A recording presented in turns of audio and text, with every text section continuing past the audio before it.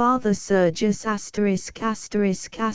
Father Sergius by Leo Tolstoy. Contents: I-234v6. In Petersburg in the 1840s a surprising event occurred.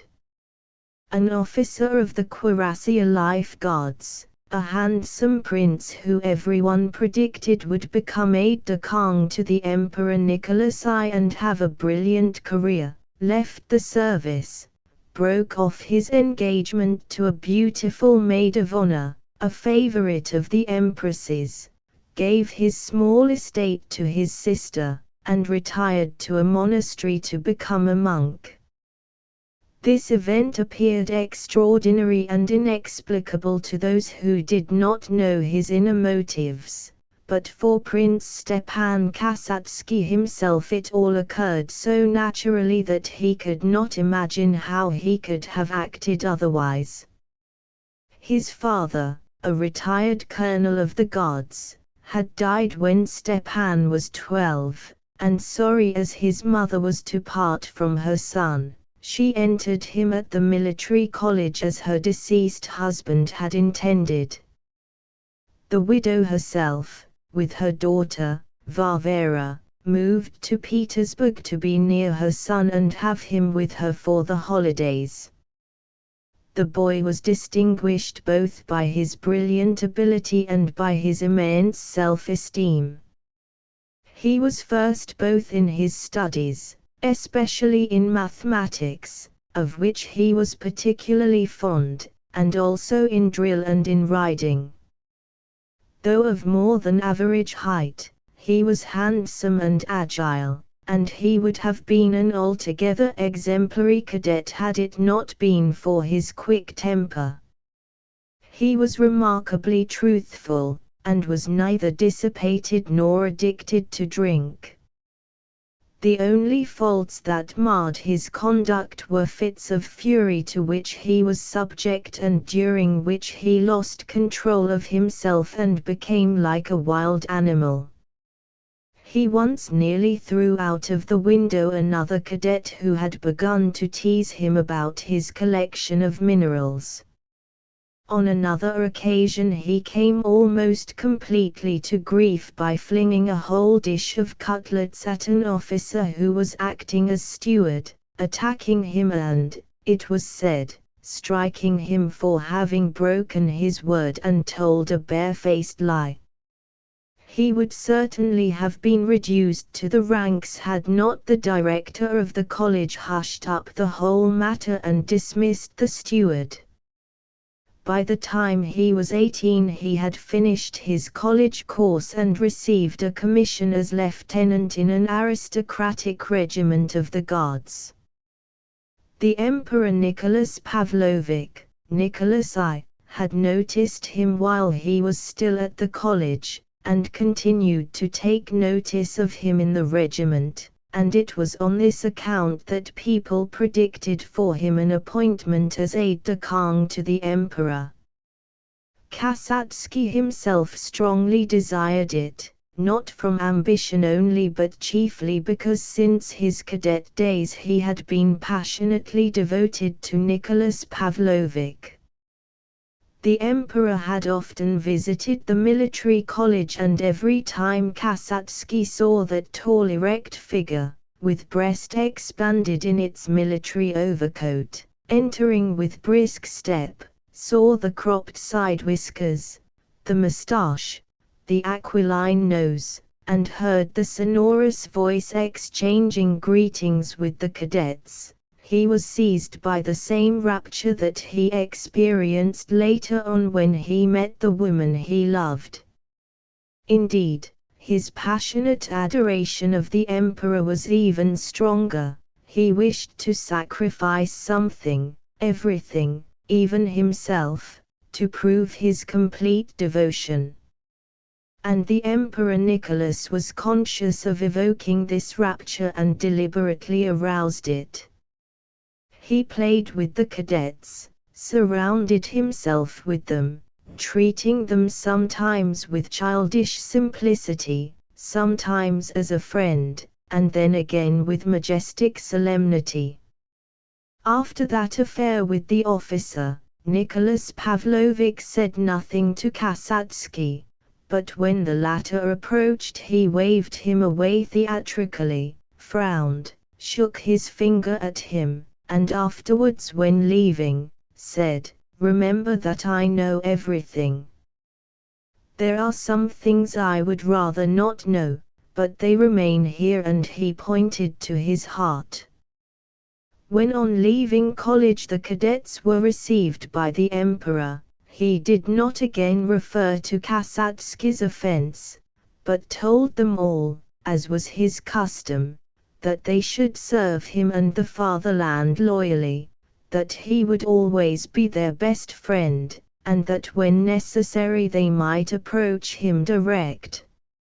All the cadets were as usual greatly moved, and Kasatsky even shed tears, remembering the past, and vowed that he would serve his beloved Tsar with all his soul. When Kasatsky took up his commission, his mother moved with her daughter first to Moscow and then to their country estate. Kasatsky gave half his property to his sister and kept only enough to maintain himself in the expensive regiment he had joined. To all appearance he was just an ordinary, brilliant young officer of the Guards making a career for himself, but intense and complex strivings went on within him. From early childhood his efforts had seemed to be very varied, but essentially they were all one and the same. He tried in everything he took up to attain such success and perfection as would evoke praise and surprise. Whether it was his studies or his military exercises, he took them up and worked at them till he was praised and held up as an example to others. Mastering one subject he took up another, and obtained first place in his studies.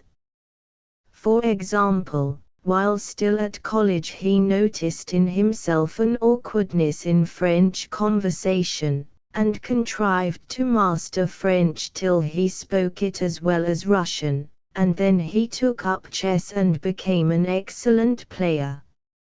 Apart from his main vocation, which was the service of his Tsar and the fatherland, he always set himself some particular aim, and however unimportant it was, devoted himself completely to it and lived for it until it was accomplished.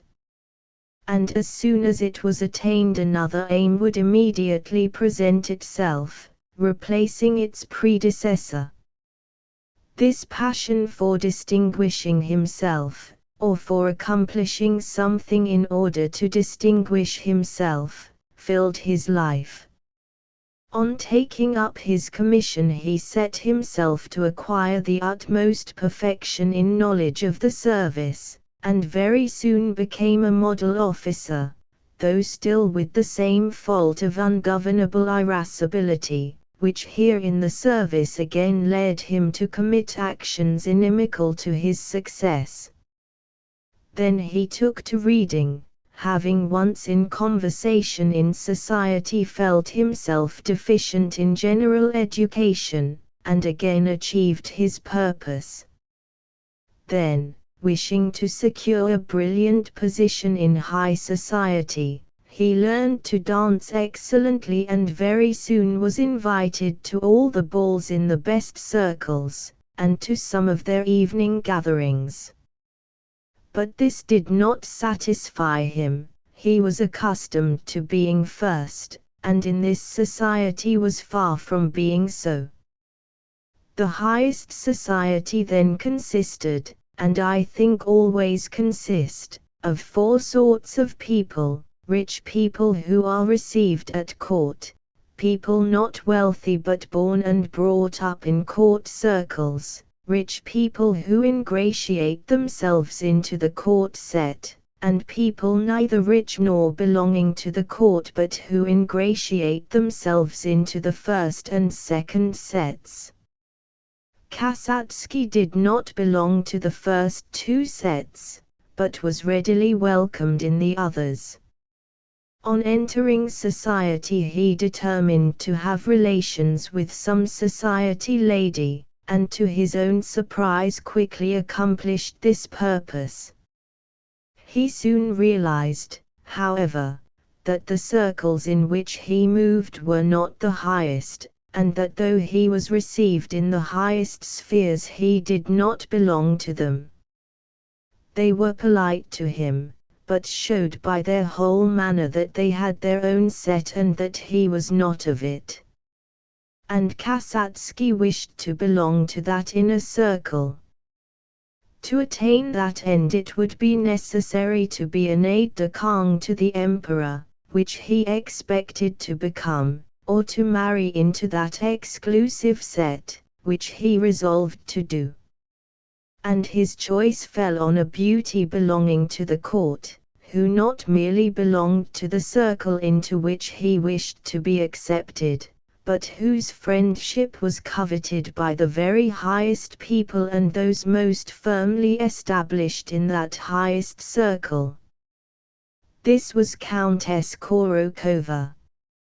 Kasatsky began to pay court to her, and not merely for the sake of his career. She was extremely attractive and he soon fell in love with her. At first she was noticeably cool towards him, but then suddenly changed and became gracious, and her mother gave him pressing invitations to visit them. Kasatsky proposed and was accepted. He was surprised at the facility with which he attained such happiness. But though he noticed something strange and unusual in the behavior towards him of both mother and daughter, he was blinded by being so deeply in love, and did not realize what almost the whole town knew, namely, that his fiancée had been the Emperor Nicholas's mistress the previous year. 2 weeks before the day arranged for the wedding, Kasatsky was at Zarsko Selo at his fiancée's country place. It was a hot day in May. He and his betrothed had walked about the garden and were sitting on a bench in a shady linden alley. Mary's white muslin dress suited her particularly well, and she seemed the personification of innocence and love as she sat, now bending her head, now gazing up at the very tall and handsome man who was speaking to her with particular tenderness and self-restraint, as if he feared by word or gesture to offend or sully her angelic purity. Kasatsky belonged to those men of the 1840s, they are now no longer to be found, who while deliberately and without any conscientious scruples condoning impurity in themselves, required ideal and angelic purity in their women, regarded all unmarried women of their circle as possessed of such purity, and treated them accordingly. There was much that was false and harmful in this outlook, as concerning the laxity the men permitted themselves. But in regard to the women that old-fashioned view, sharply differing from that held by young people today who see in every girl merely a female seeking a mate, was, I think, of value. The girls, perceiving such adoration, endeavored with more or less success to be goddesses. Such was the view Kasatsky held of women, and that was how he regarded his fiancée. He was particularly in love that day, but did not experience any sensual desire for her. On the contrary, he regarded her with tender adoration as something unattainable. He rose to his full height, standing before her with both hands on his saber. I have only now realized what happiness a man can experience. And it is you, my darling, who have given me this happiness, he said with a timid smile. Endearments had not yet become usual between them, and feeling himself morally inferior, he felt terrified at this stage to use them to such an angel. "It is thanks to you that I have come to know myself. I have learned that I am better than I thought. I have known that for a long time. That was why I began to love you." Nightingales trilled nearby and the fresh leafage rustled, moved by a passing breeze.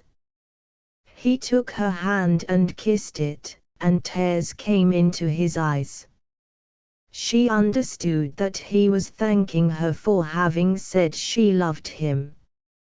He silently took a few steps up and down, and then approached her again and sat down.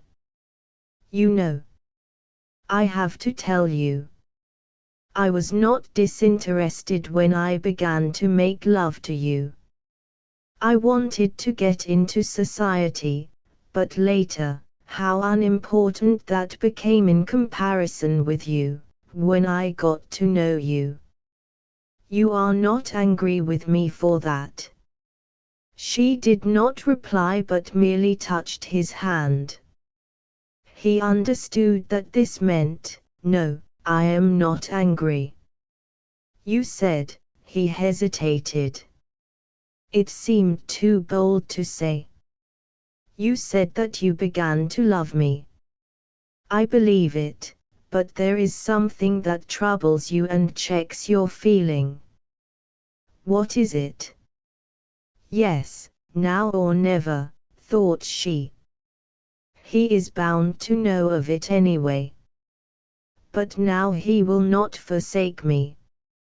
Ah, if he should, it would be terrible.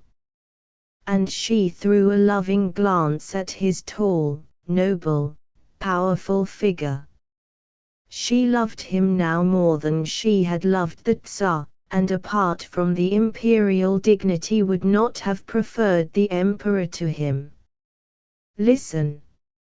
I cannot deceive you. I have to tell you. You ask what it is. It is that I have loved before." She again laid her hand on his with an imploring gesture. He was silent. "You want to know who it was?" "It was the emperor. We all love him. I can imagine you, a schoolgirl at the institute." "No, it was later. I was infatuated, but it passed. I must tell you." "Well, what of it?" "No, it was not simply." She covered her face with her hands. "What?"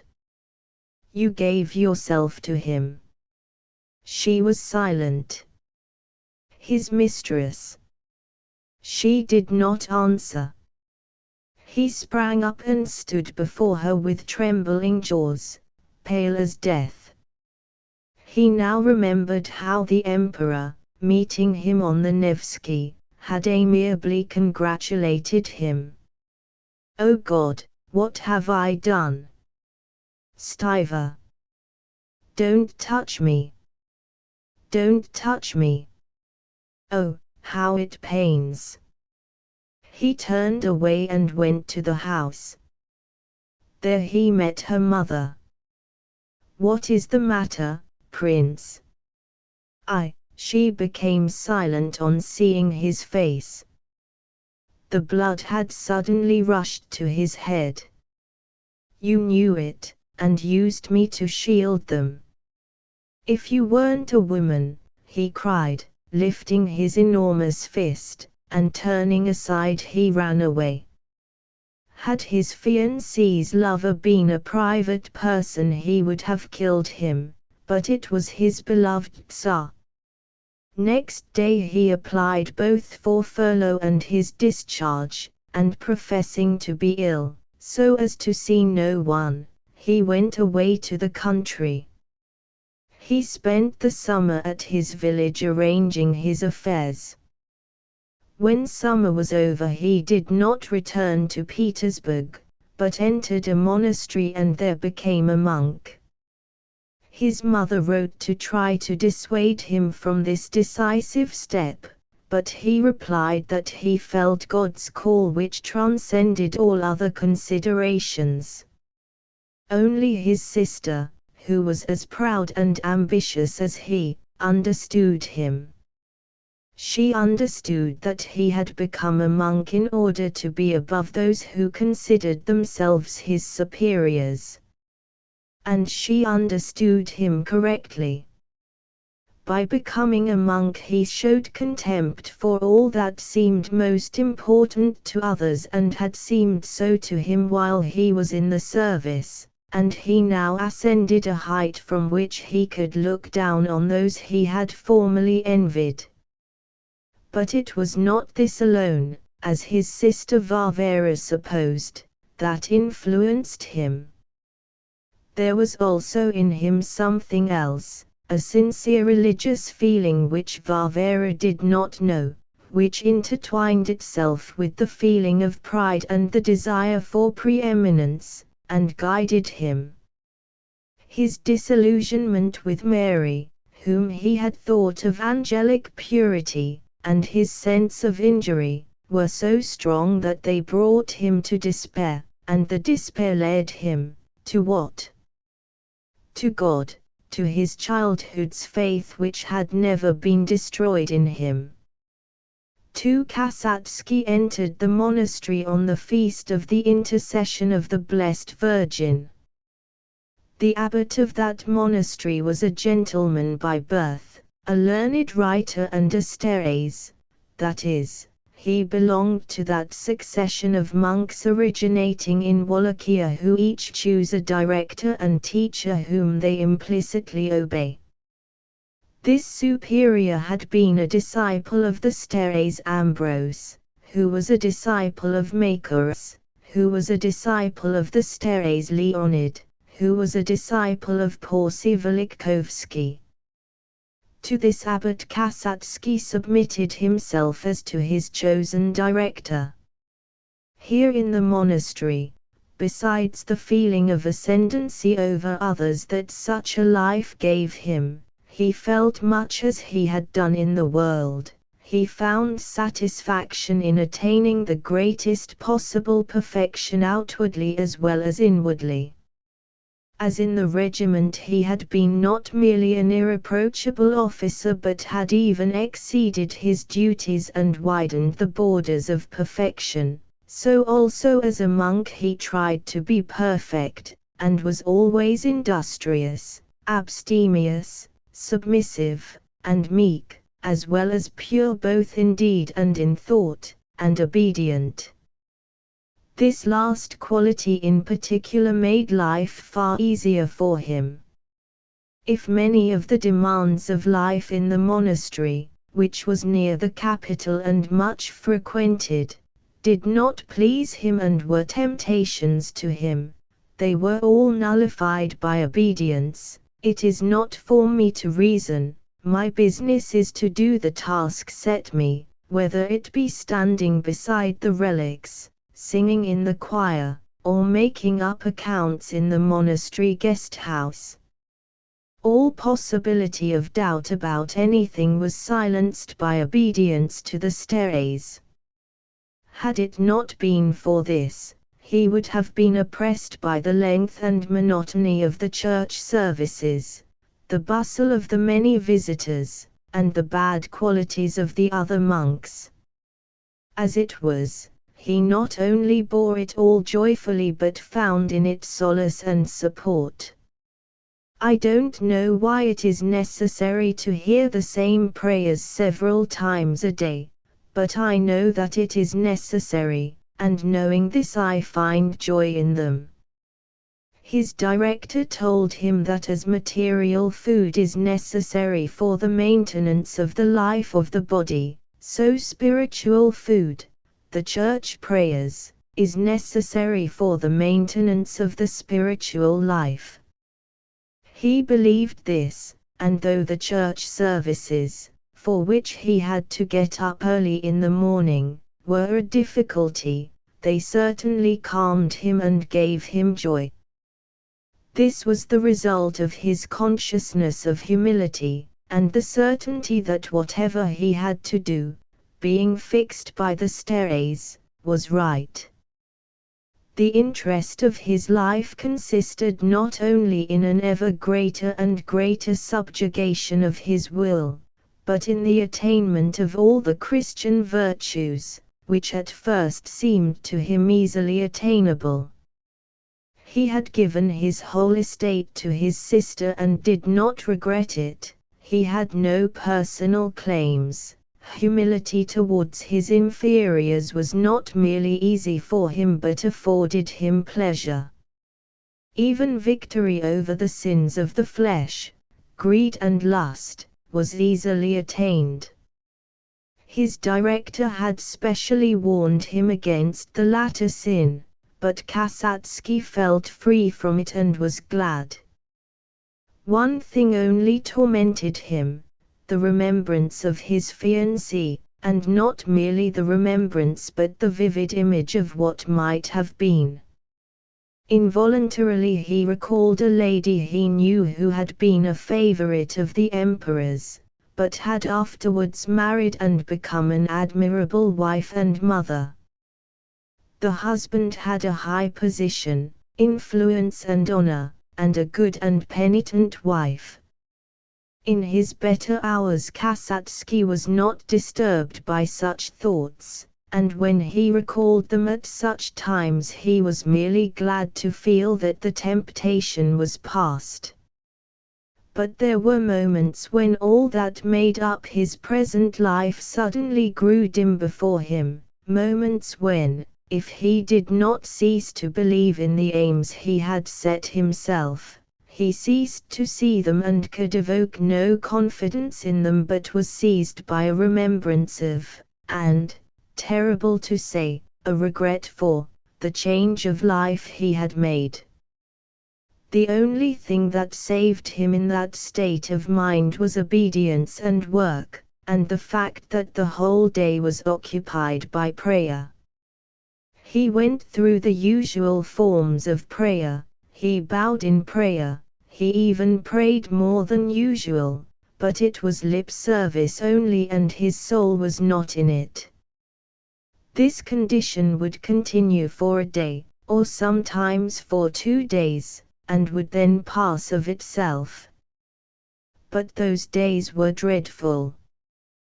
Kasatsky felt that he was neither in his own hands nor in God's, but was subject to something else. All he could do then was to obey the steres, to restrain himself, to undertake nothing, and simply to wait. In general all this time he lived not by his own will but by that of the steres, and in this obedience he found a special tranquility. So he lived in his first monastery for 7 years.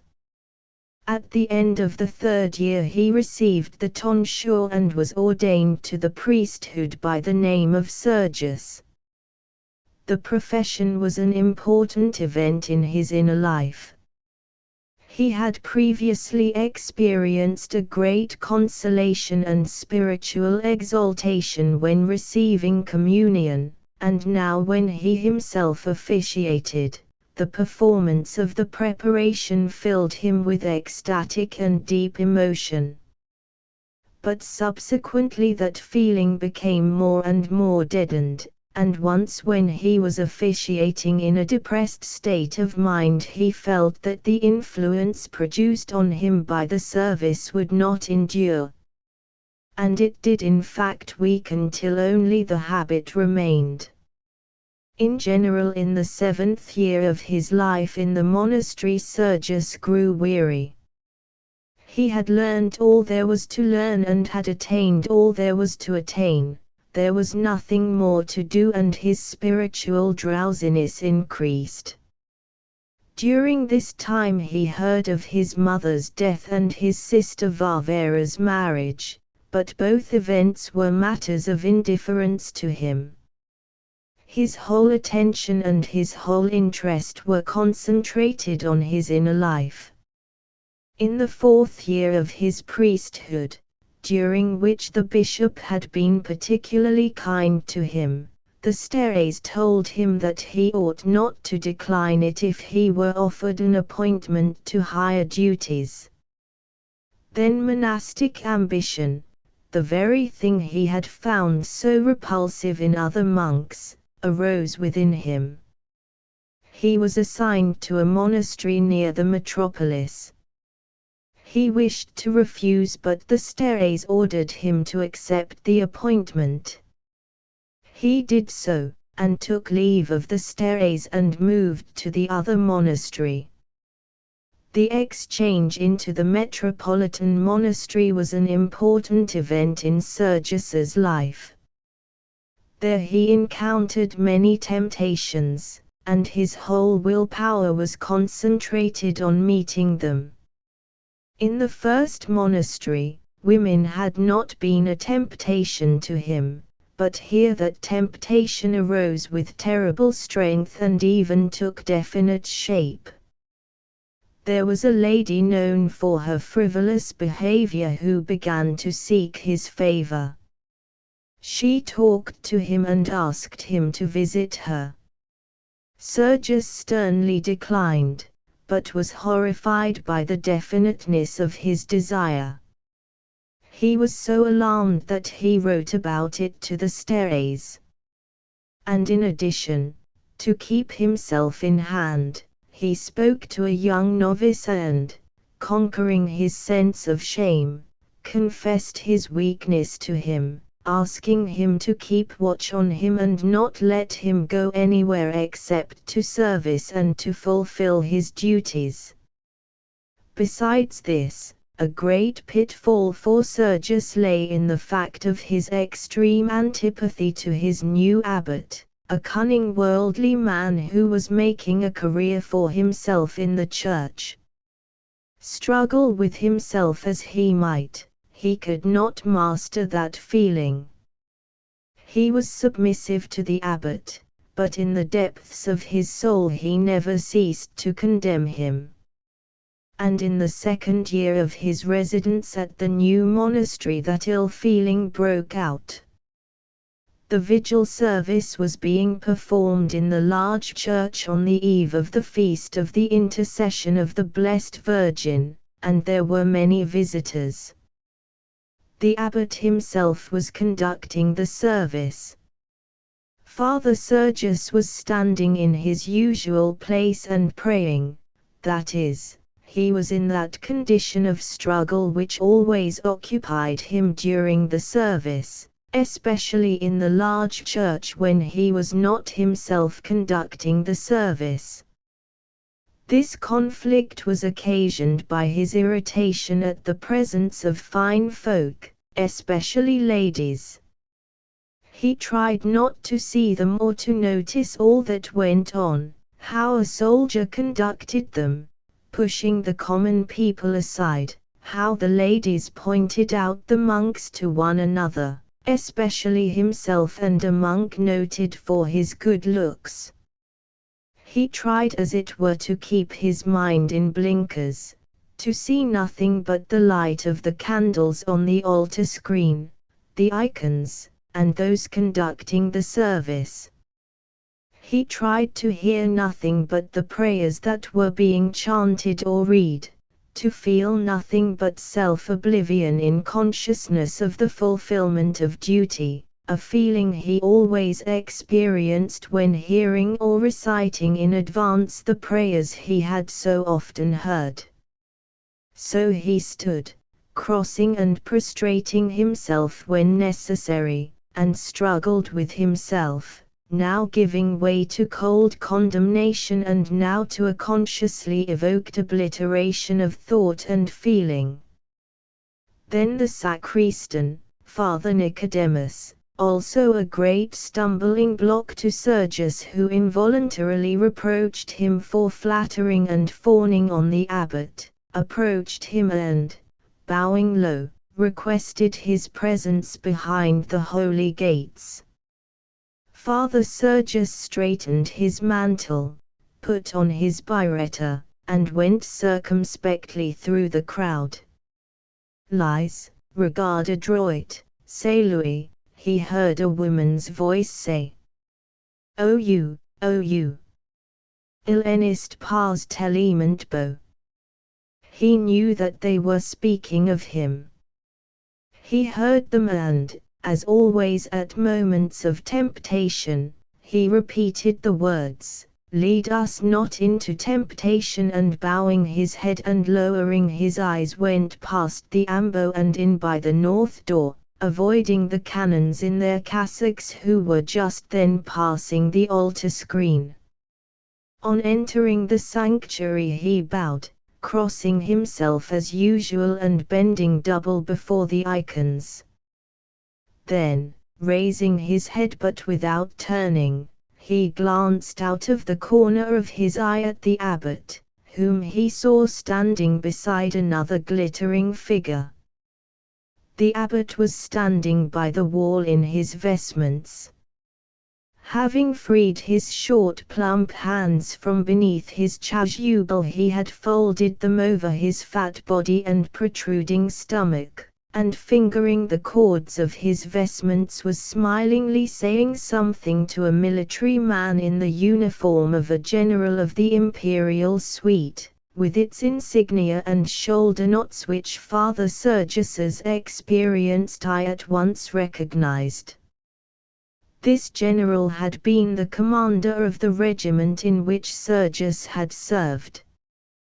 He now evidently occupied an important position, and Father Sergius at once noticed that the abbot was aware of this and that his red face and bald head beamed with satisfaction and pleasure.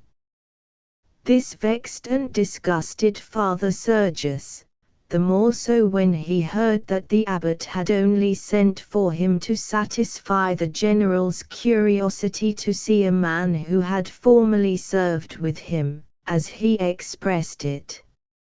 "Very pleased to see you in your angelic guise," said the general, holding out his hand. "I hope you have not forgotten an old comrade." The whole thing, the abbot's red, smiling face amid its fringe of grey, the general's words, his well-cared-for face with its self-satisfied smile and the smell of wine from his breath and of cigars from his whiskers, revolted Father Sergius. He bowed again to the abbot and said, "Your reverence deigned to send for me," and stopped, the whole expression of his face and eyes asking why. "Yes, to meet the general," replied the abbot.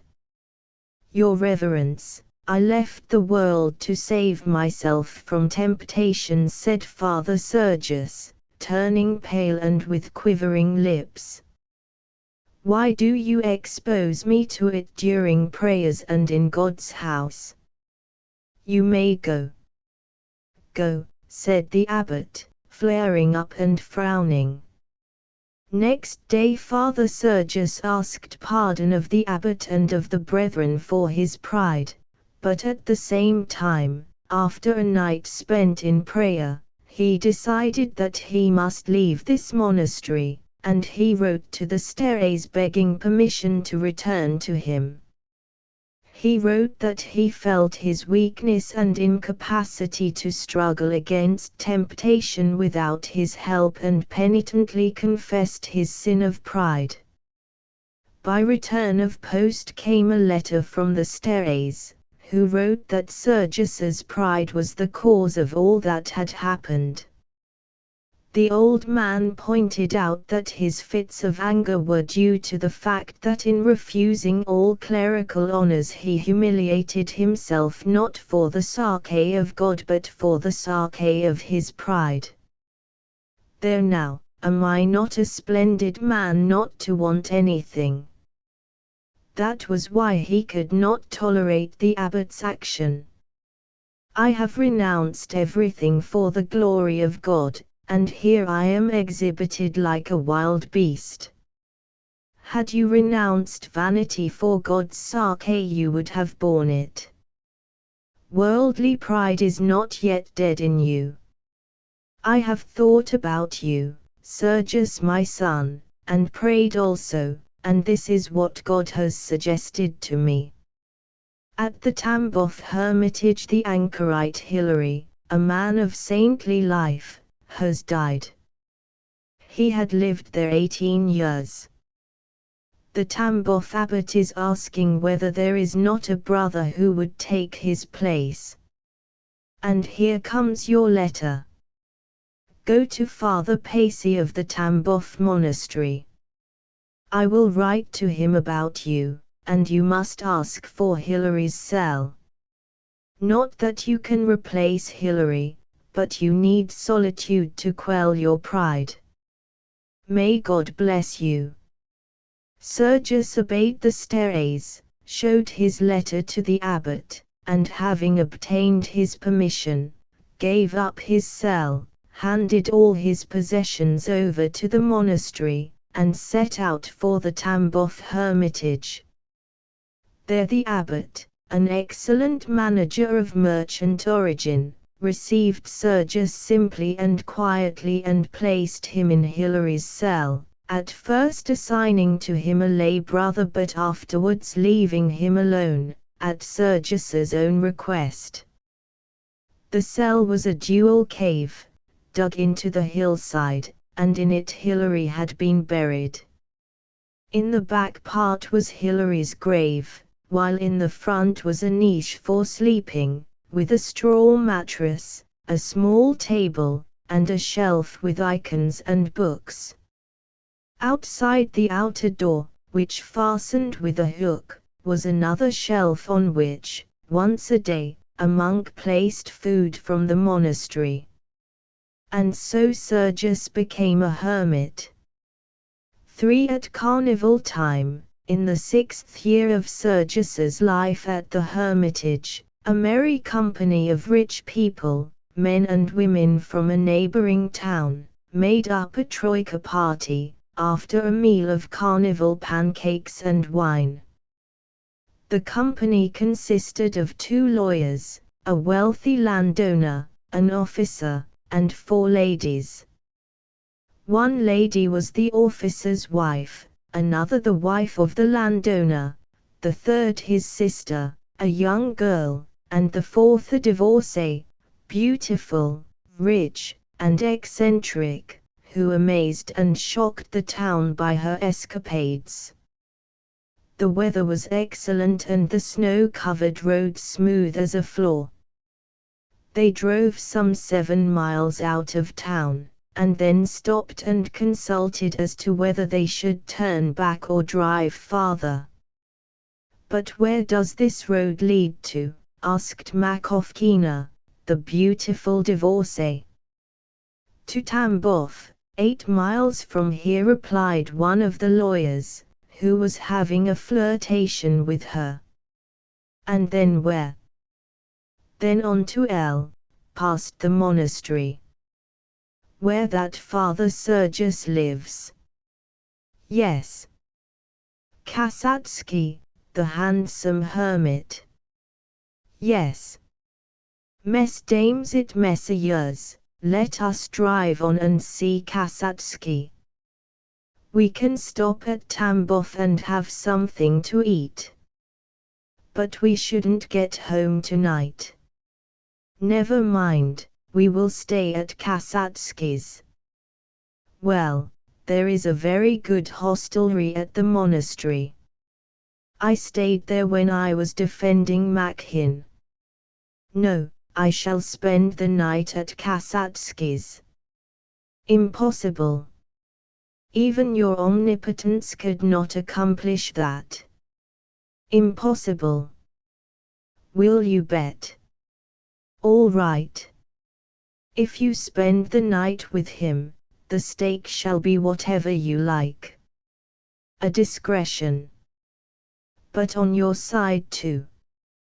"Yes, of course. Let us drive on." Vodka was handed to the drivers, and the party got out a box of pies, wine, and sweets for themselves. The ladies wrapped up in their white dogskins.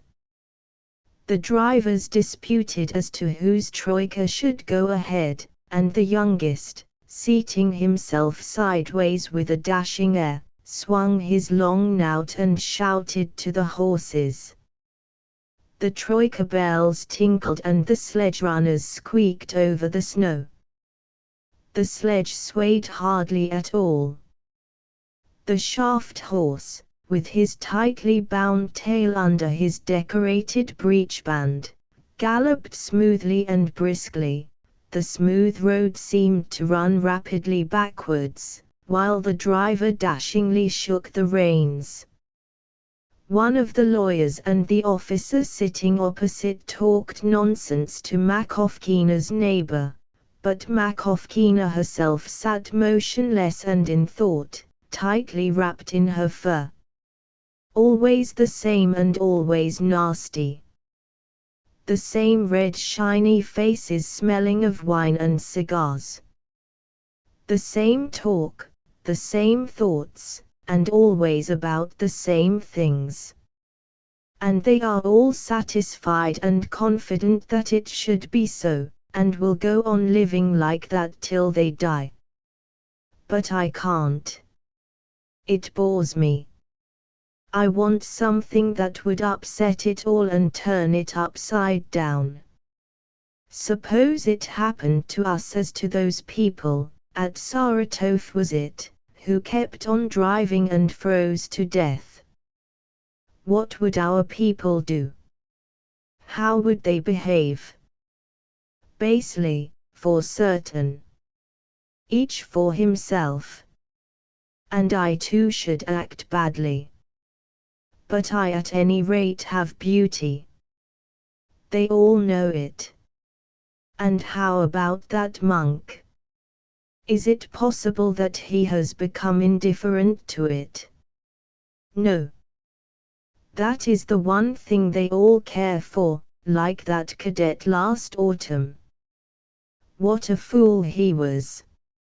Ivan Nikolaevich, she said aloud. What are your commands? How old is he? Who? Kasatsky. Over 40, I should think. And does he receive all visitors? Yes, everybody, but not always. Cover up my feet. Not like that, how clumsy you are. No. More, like that. But you need not squeeze them. So they came to the forest where the cell was. Makovkina got out of the sledge, and told them to drive on. They tried to dissuade her, but she grew irritable and ordered them to go on. When the sledges had gone, she went up the path in her white dogskin coat. The lawyer got out and stopped to watch her. It was Father Sergius's 6th year as a recluse, and he was now 49.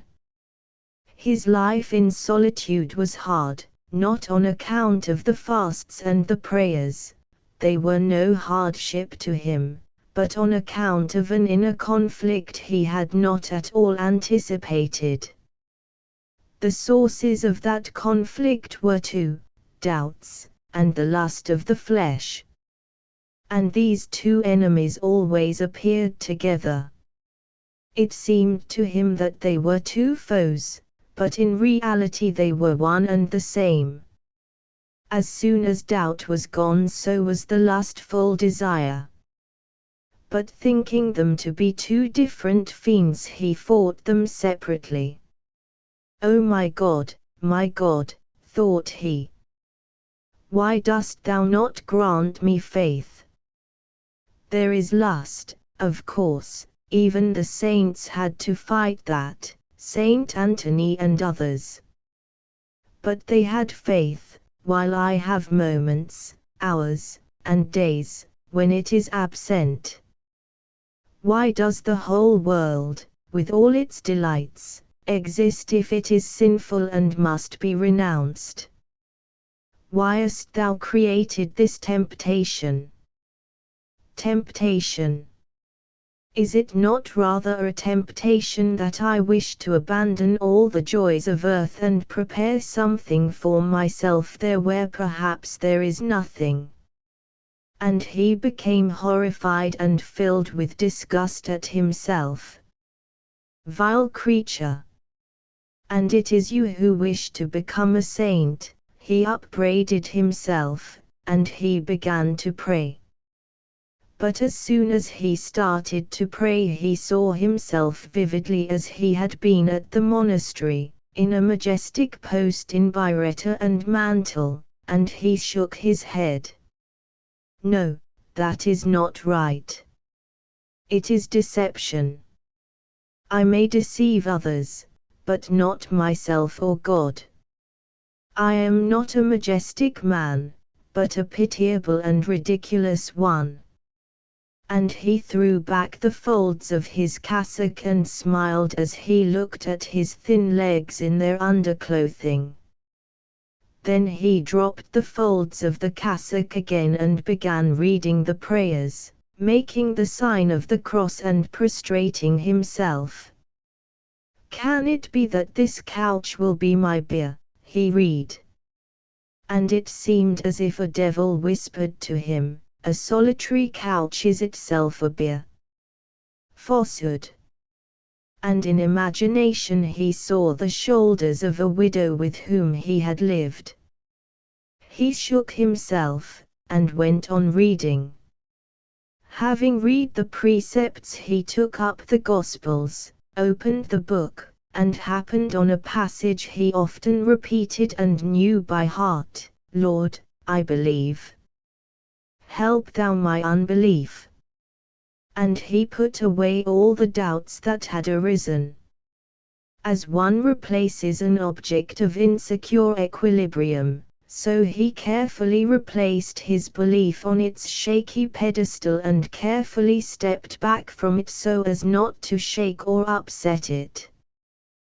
The blinkers were adjusted again and he felt tranquilized, and repeating his childhood's prayer, Lord, receive me, he felt not merely at ease, but thrilled and joyful.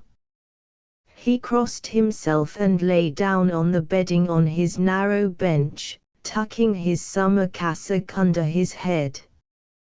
He fell asleep at once, and in his light slumber he seemed to hear the tinkling of sledge bells.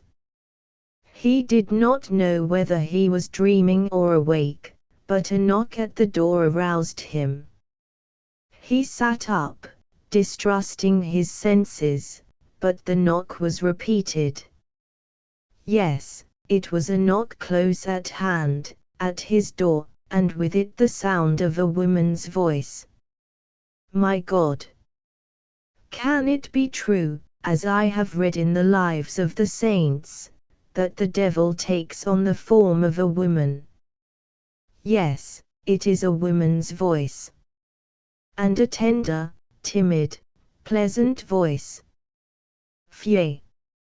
And he spat to exorcise the devil. No, it was only my imagination, he assured himself, and he went to the corner where his lectern stood, falling on his knees in the regular and habitual manner which of itself gave him consolation and satisfaction.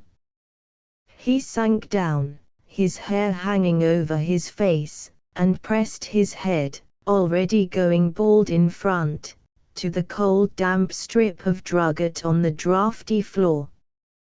He read the psalm old Father Pimon had told him warded off temptation. He easily raised his light and emaciated body on his strong sinewy legs and tried to continue saying his prayers, but instead of doing so he involuntarily strained his hearing. He wished to hear more. All was quiet. From the corner of the roof regular drops continued to fall into the tub below. Outside was a mist and fog eating into the snow that lay on the ground.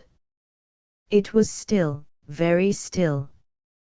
And suddenly there was a rustling at the window and a voice, that same tender, timid voice, which could only belong to an attractive woman, said, "Let me in, for Christ's sake." It seemed as though his blood had all rushed to his heart and settled there. He could hardly breathe. "Let God arise and let his enemies be scattered, but I am not a devil." It was obvious that the lips that uttered this were smiling.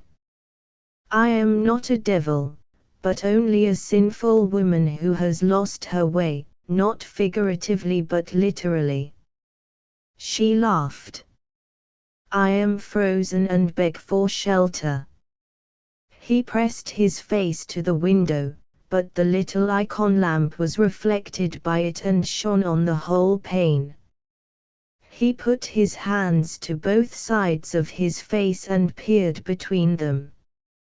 Fog, mist, a tree, and, just opposite him, she herself. Yes, there, a few inches from him, was the sweet, kindly frightened face of a woman in a cap and a coat of long white fur, leaning towards him.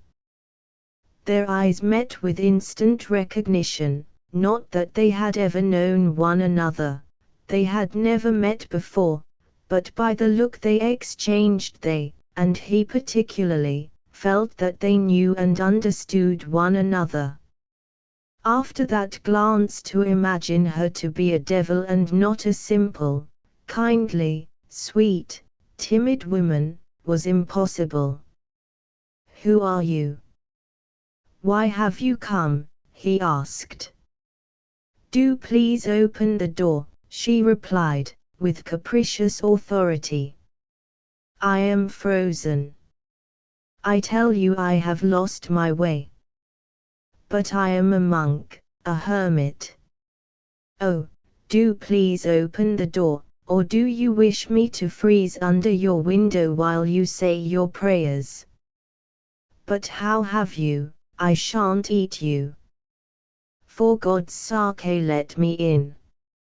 I am quite frozen." She really did feel afraid, and said this in an almost tearful voice. He stepped back from the window and looked at an icon of the Saviour in his crown of thorns. "Lord, help me! Lord, help me!" he exclaimed, crossing himself and bowing low. Then he went to the door, and opening it into the tiny porch, felt for the hook that fastened the outer door and began to lift it. He heard steps outside. She was coming from the window to the door. "Ah!" she suddenly exclaimed, and he understood that she had stepped into the puddle that the dripping from the roof had formed at the threshold. His hands trembled, and he could not raise the hook of the tightly closed door. "Oh, what are you doing? Let me in. I am all wet. I am frozen. You are thinking about saving your soul and are letting me freeze to death." He jerked the door towards him, raised the hook, and without considering what he was doing, pushed it open with such force that it struck her. "Oh, pardon," he suddenly exclaimed, reverting completely to his old manner with ladies. She smiled on hearing that pardon. He is not quite so terrible, after all, she thought. It's all right. It is you who must pardon me, she said, stepping past him. I should never have ventured, but such an extraordinary circumstance, if you please, he uttered, and stood aside to let her pass him. A strong smell of fine scent, which he had long not encountered, struck him. She went through the little porch into the cell where he lived. He closed the outer door without fastening the hook, and stepped in after her. "Lord Jesus Christ, Son of God, have mercy on me a sinner. Lord, have mercy on me a sinner," he prayed unceasingly, not merely to himself but involuntarily moving his lips. "If you please," he said to her again. She stood in the middle of the room, moisture dripping from her to the floor as she looked him over. Her eyes were laughing. "Forgive me for having disturbed your solitude. But you see what a position I am in. It all came about from our starting from town for a sledge drive, and my making a bet that I would walk back by myself from the Vorobevka to the town. But then I lost my way, and if I had not happened to come upon your cell," she began lying, but his face confused her so that she could not continue, but became silent. She had not expected him to be at all such as he was. He was not as handsome as she had imagined, but was nevertheless beautiful in her eyes, his grayish hair and beard, slightly curling, his fine, regular nose, and his eyes like glowing coal when he looked at her, made a strong impression on her. He saw that she was lying. "Yes," so said he, looking at her and again lowering his eyes. "I will go in there, and this place is at your disposal." And taking down the little lamp, he lit a candle, and bowing low to her went into the small cell beyond the partition, and she heard him begin to move something about there. "Probably he is barricading himself in from me," she thought with a smile, and throwing off her white dogskin cloak she tried to take off her cap, which had become entangled in her hair and in the woven kerchief she was wearing under it. She had not got at all wet when standing under the window, and had said so only as a pretext to get him to let her in. But she really had stepped into the puddle at the door, and her left foot was wet up to the ankle and her overshoe full of water. She sat down on his bed, a bench only covered by a bit of carpet, and began to take off her boots. The little cell seemed to her charming. The narrow little room, some 7 feet by 9, was as clean as glass. There was nothing in it but the bench on which she was sitting, the bookshelf above it, and a lectern in the corner. A sheepskin coat and a cassock hung on nails by the door. Above the lectern was the little lamp and an icon of Christ in his crown of thorns. The room smelled strangely of perspiration and of earth. It all pleased her, even that smell. Her wet feet, especially one of them, were uncomfortable, and she quickly began to take off her boots and stockings without ceasing to smile, pleased not so much at having achieved her object as because she perceived that she had abashed that charming, strange, striking, and attractive man. He did not respond. But what of that, she said to herself. Father Sergius. Father Sergius. Or how does one call you? What do you want? Replied a quiet voice. Please forgive me for disturbing your solitude, but really I could not help it. I should simply have fallen ill. And I don't know that I shan't now. I am all wet and my feet are like ice. "Pardon me," replied the quiet voice. "I cannot be of any assistance to you. I would not have disturbed you if I could have helped it. I am only here till daybreak." He did not reply, and she heard him muttering something, probably his prayers. "You will not be coming in here?" she asked, smiling. "For I must undress to dry myself." He did not reply, but continued to read his prayers. "Yes, that is a man," thought she, getting her dripping boot off with difficulty. She tugged at it, but could not get it off. The absurdity of it struck her, and she began to laugh almost inaudibly. But knowing that he would hear her laughter and would be moved by it just as she wished him to be, she laughed louder, and her laughter, gay, natural, and kindly, really acted on him just in the way she wished. "Yes, I could love a man like that, such eyes and such a simple noble face, and passionate too despite all the prayers he mutters," thought she.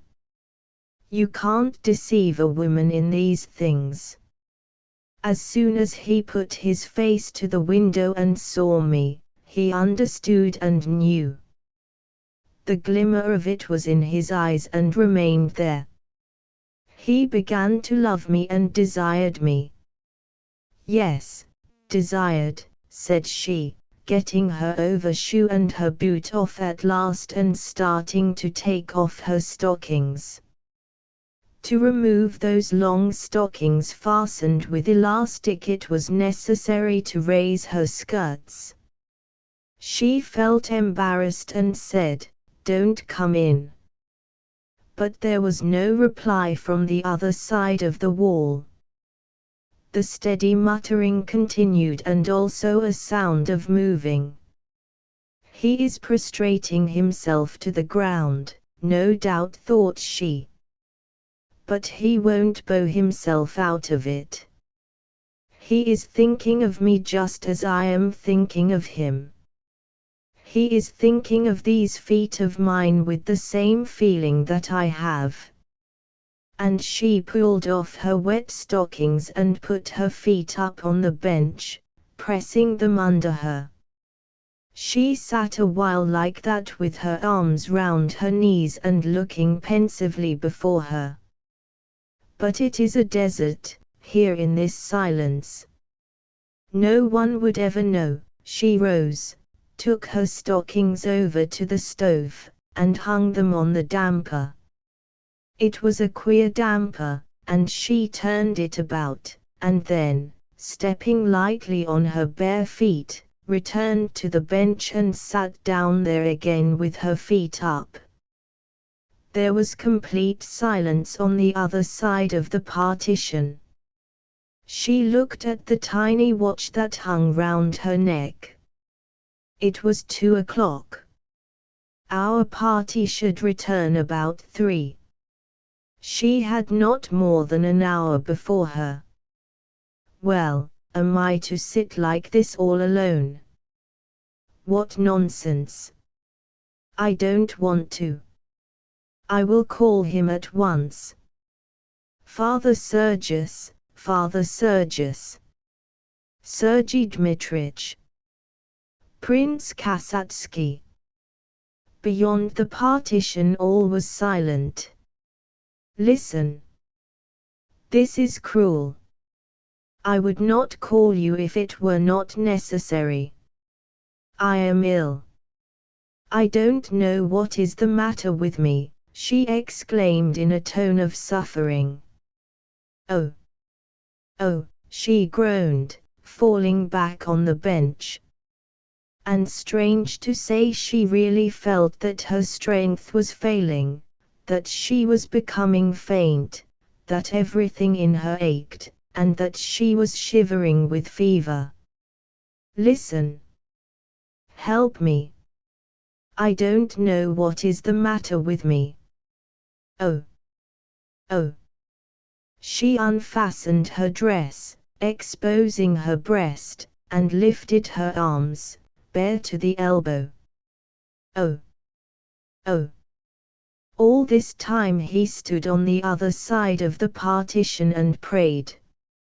Having finished all the evening prayers, he now stood motionless, his eyes looking at the end of his nose, and mentally repeated with all his soul, "Lord Jesus Christ, Son of God, have mercy upon me." But he had heard everything. He had heard how the silk rustled when she took off her dress, how she stepped with bare feet on the floor, and had heard how she rubbed her feet with her hand. He felt his own weakness, and that he might be lost at any moment. That was why he prayed unceasingly. He felt rather as the hero in the fairy tale must have felt when he had to go on and on without looking round. So Sergius heard and felt that danger and destruction were there, hovering above and around him, and that he could only save himself by not looking in that direction for an instant. But suddenly the desire to look seized him. At the same instant she said, "This is inhuman. I may die, yes, I will go to her, but like the saint who laid one hand on the adulteress and thrust his other into the brazier. But there is no brazier here." He looked round. The lamp. He put his finger over the flame and frowned, preparing himself to suffer. And for a rather long time, as it seemed to him, there was no sensation, but suddenly, he had not yet decided whether it was painful enough, he writhed all over, jerked his hand away, and waved it in the air. "No, I can't stand that. For God's sake, come to me. I am dying." "Oh! Well, shall I perish?" "No, not so. I will come to you directly," he said, and having opened his door, he went without looking at her through the cell into the porch where he used to chop wood. There he felt for the block and for an axe which leant against the wall. "Immediately," he said, and taking up the axe with his right hand he laid the forefinger of his left hand on the block, swung the axe, and struck with it below the second joint. The finger flew off more lightly than a stick of similar thickness, and bounding up, turned over on the edge of the block and then fell to the floor. He heard it fall before he felt any pain, but before he had time to be surprised he felt a burning pain and the warmth of flowing blood. He hastily wrapped the stump in the skirt of his cassock, and pressing it to his hip went back into the room, and standing in front of the woman, lowered his eyes and asked in a low voice, "What do you want?" She looked at his pale face and his quivering left cheek, and suddenly felt ashamed. She jumped up, seized her fur cloak, and throwing it round her shoulders, wrapped herself up in it. "I was in pain. I have caught cold. Father Sergius." He let his eyes, shining with a quiet light of joy, rest upon her, and said, "Dear sister, why did you wish to ruin your immortal soul? Temptations must come into the world, but woe to him by whom temptation comes. Pray that God may forgive us." She listened and looked at him. Suddenly she heard the sound of something dripping. She looked down and saw that blood was flowing from his hand and down his cassock. What have you done to your hand?" She remembered the sound she had heard, and seizing the little lamp ran out into the porch. There on the floor she saw the bloody finger. She returned with her face paler than his and was about to speak to him, but he silently passed into the back cell and fastened the door. "Forgive me," she said. "How can I atone for my sin? Go away. Let me tie up your hand. Go away from here." She dressed hurriedly and silently, and when ready sat waiting in her furs. The sledge bells were heard outside. "Father Sergius, forgive me. Go away. God will forgive. Father Sergius. I will change my life. Do not forsake me. Go away. Forgive me, and give me your blessing. In the name of the Father and of the Son and of the Holy Ghost." She heard his voice from behind the partition. "Go." She burst into sobs and left the cell. The lawyer came forward to meet her. "Well, I see I have lost the bet. It can't be helped. Where will you sit? It is all the same to me." She took a seat in the sledge, and did not utter a word all the way home. A year later she entered a convent as a novice, and lived a strict life under the direction of the hermit Arseny, who wrote letters to her at long intervals. For Father Sergius lived as a recluse for another 7 years. At first he accepted much of what people brought him: tea, sugar, white bread, milk, clothing, and firewood. But as time went on he led a more and more austere life, refusing everything superfluous, and finally he accepted nothing but rye bread once a week. Everything else that was brought to him he gave to the poor who came to him. He spent his entire time in his cell, in prayer or in conversation with callers, who became more and more numerous as time went on. Only 3 times a year did he go out to church, and when necessary he went out to fetch water and wood. The episode with Makovkina had occurred after 5 years of his hermit life. That occurrence soon became generally known: her nocturnal visit, the change she underwent, and her entry into a convent.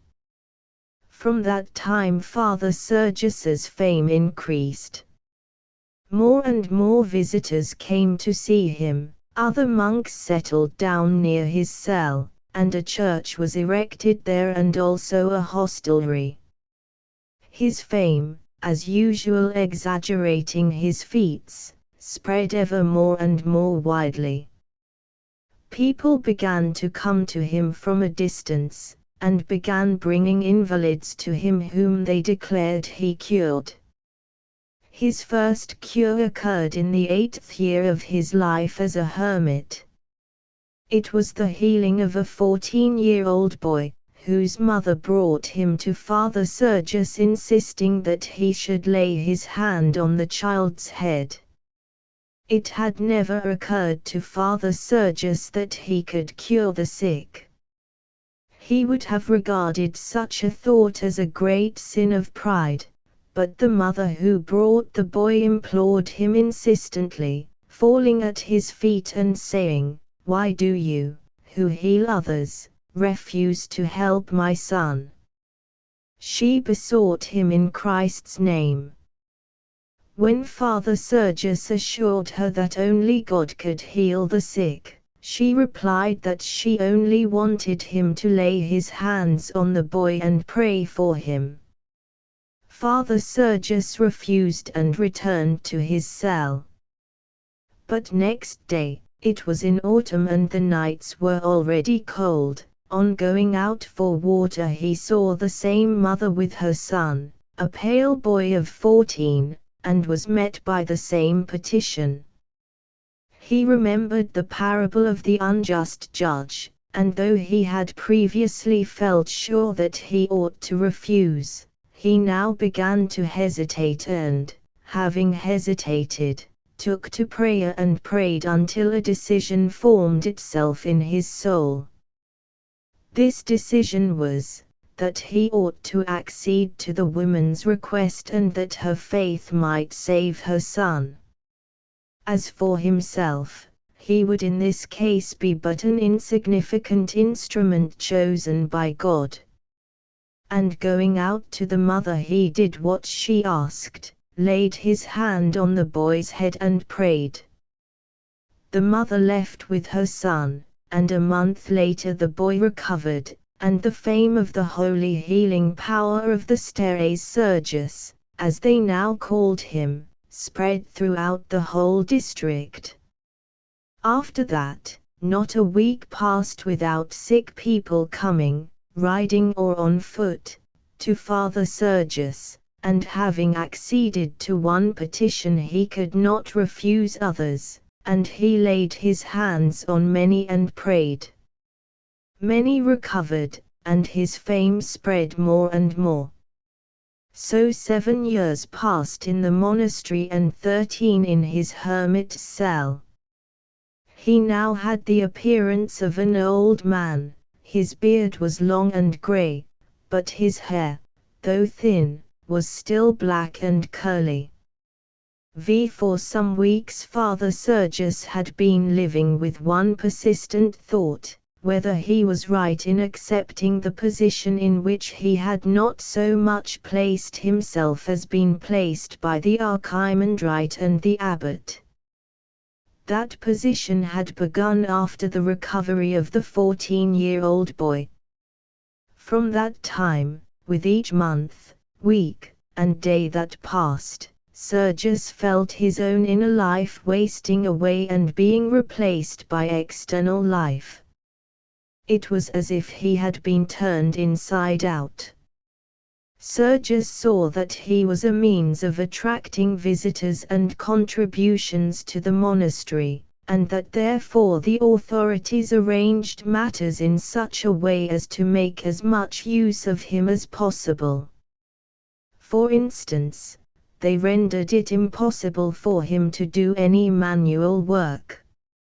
He was supplied with everything he could want, and they only demanded of him that he should not refuse his blessing to those who came to seek it.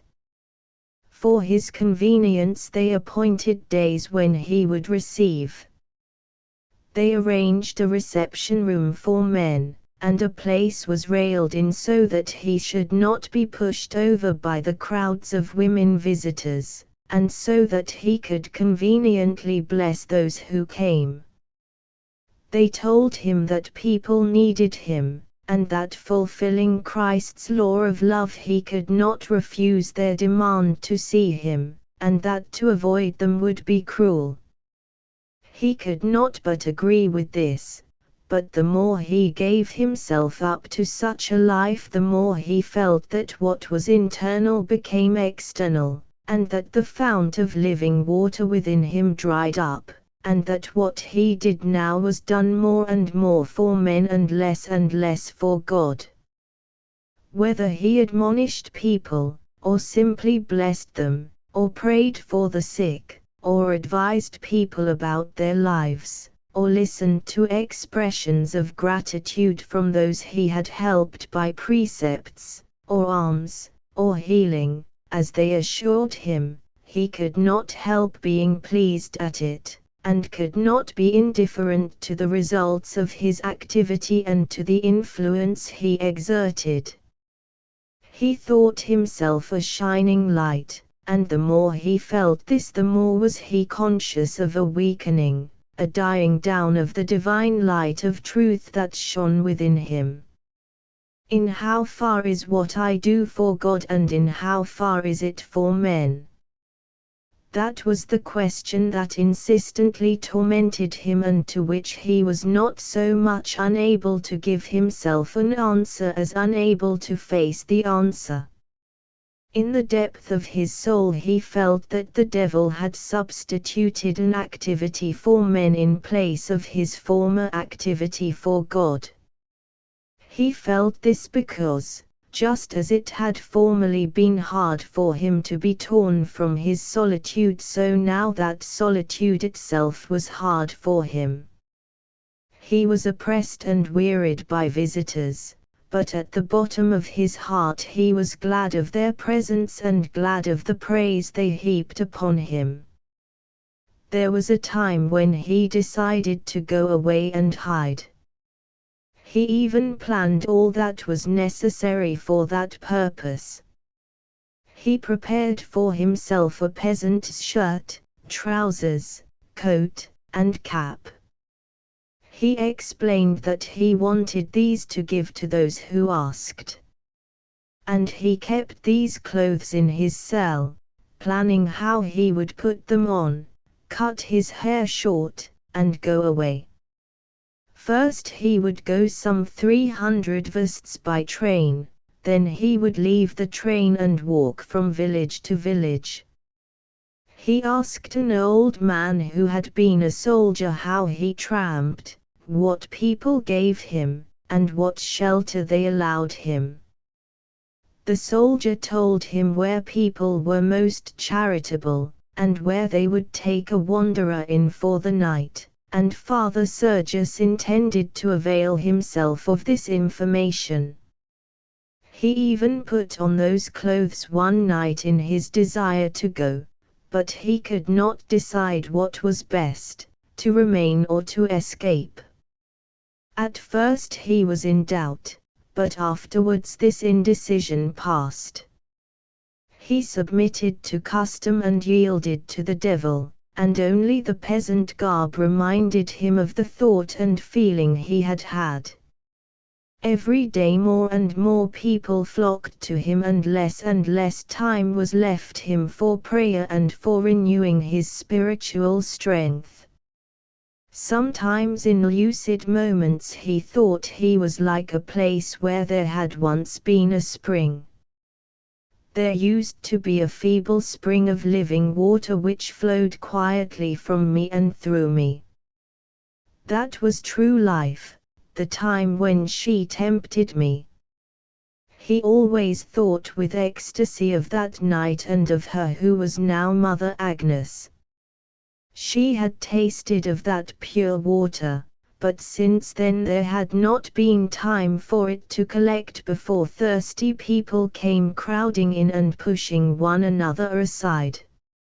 And they had trampled everything down and nothing was left but mud.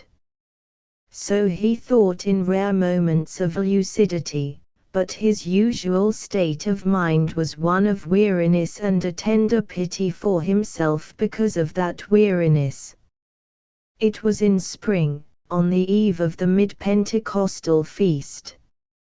Father Sergius was officiating at the vigil service in his hermitage church, where the congregation was as large as the little church could hold, about 20 people.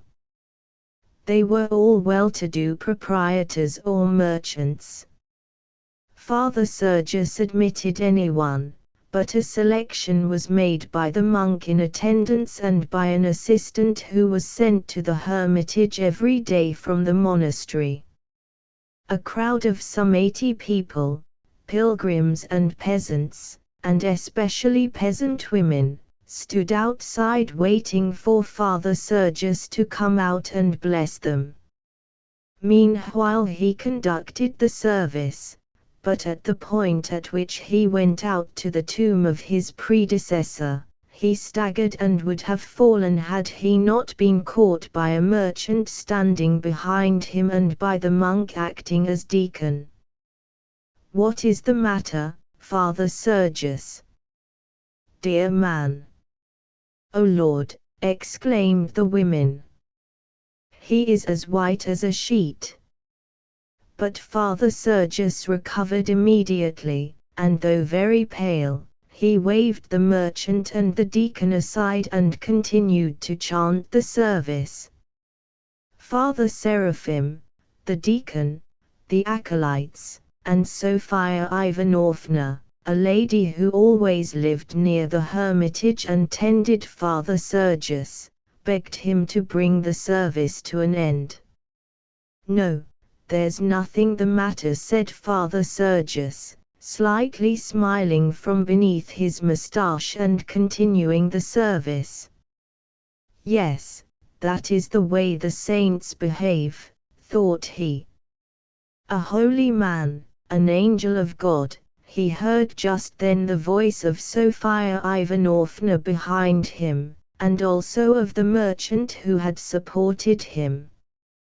He did not heed their entreaties, but went on with the service. Again crowding together, they all made their way by the narrow passages back into the little church, and there, though abbreviating it slightly, Father Sergius completed Vespers.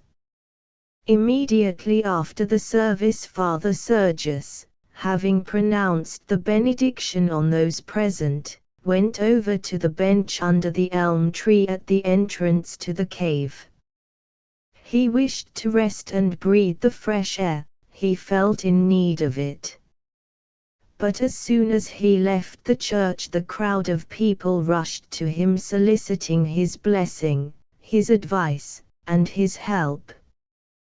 There were pilgrims who constantly tramped from one holy place to another and from one staircase to another, and were always entranced by every shrine and every staircase. Father Sergius knew this common, cold, conventional, and most irreligious type. There were pilgrims, for the most part discharged soldiers, unaccustomed to a settled life, poverty-stricken, and many of them drunken old men, who tramped from monastery to monastery merely to be fed. And there were rough peasants and peasant women who had come with their selfish requirements, seeking cures or to have doubts about quite practical affairs solved for them, about marrying off a daughter, or hiring a shop, or buying a bit of land, or how to atone for having overlaid a child or having an illegitimate one. All this was an old story and not in the least interesting to him. He knew he would hear nothing new from these folk, that they would arouse no religious emotion in him, but he liked to see the crowd to which his blessing and advice was necessary and precious, so while that crowd oppressed him it also pleased him. Father Seraphim began to drive them away, saying that Father Sergius was tired. But Father Sergius, remembering the words of the Gospel, forbid them, children, not to come unto me, and feeling tenderly towards himself at this recollection, said they should be allowed to approach. He rose, went to the railing beyond which the crowd had gathered, and began blessing them and answering their questions, but in a voice so weak that he was touched with pity for himself. Yet despite his wish to receive them all, he could not do it. Things again grew dark before his eyes, and he staggered and grasped the railings. He felt a rush of blood to his head and first went pale and then suddenly flushed. "I must leave the rest till tomorrow. I cannot do more today," and, pronouncing a general benediction, he returned to the bench. The merchant again supported him, and leading him by the arm helped him to be seated. "Father," came voices from the crowd. "Dear Father, do not forsake us. Without you we are lost." The merchant, having seated Father Sergius on the bench under the elm, took on himself police duties and drove the people off very resolutely. It is true that he spoke in a low voice so that Father Sergius might not hear him, but his words were incisive and angry. "Be off, be off. He has blessed you, and what more do you want? Get along with you, or I'll wring your necks. Move on there. Get along, you old woman with your dirty leg bands. Go, go. Where are you shoving to? You've been told that it is finished. Tomorrow will be as God wills, but for today he has finished.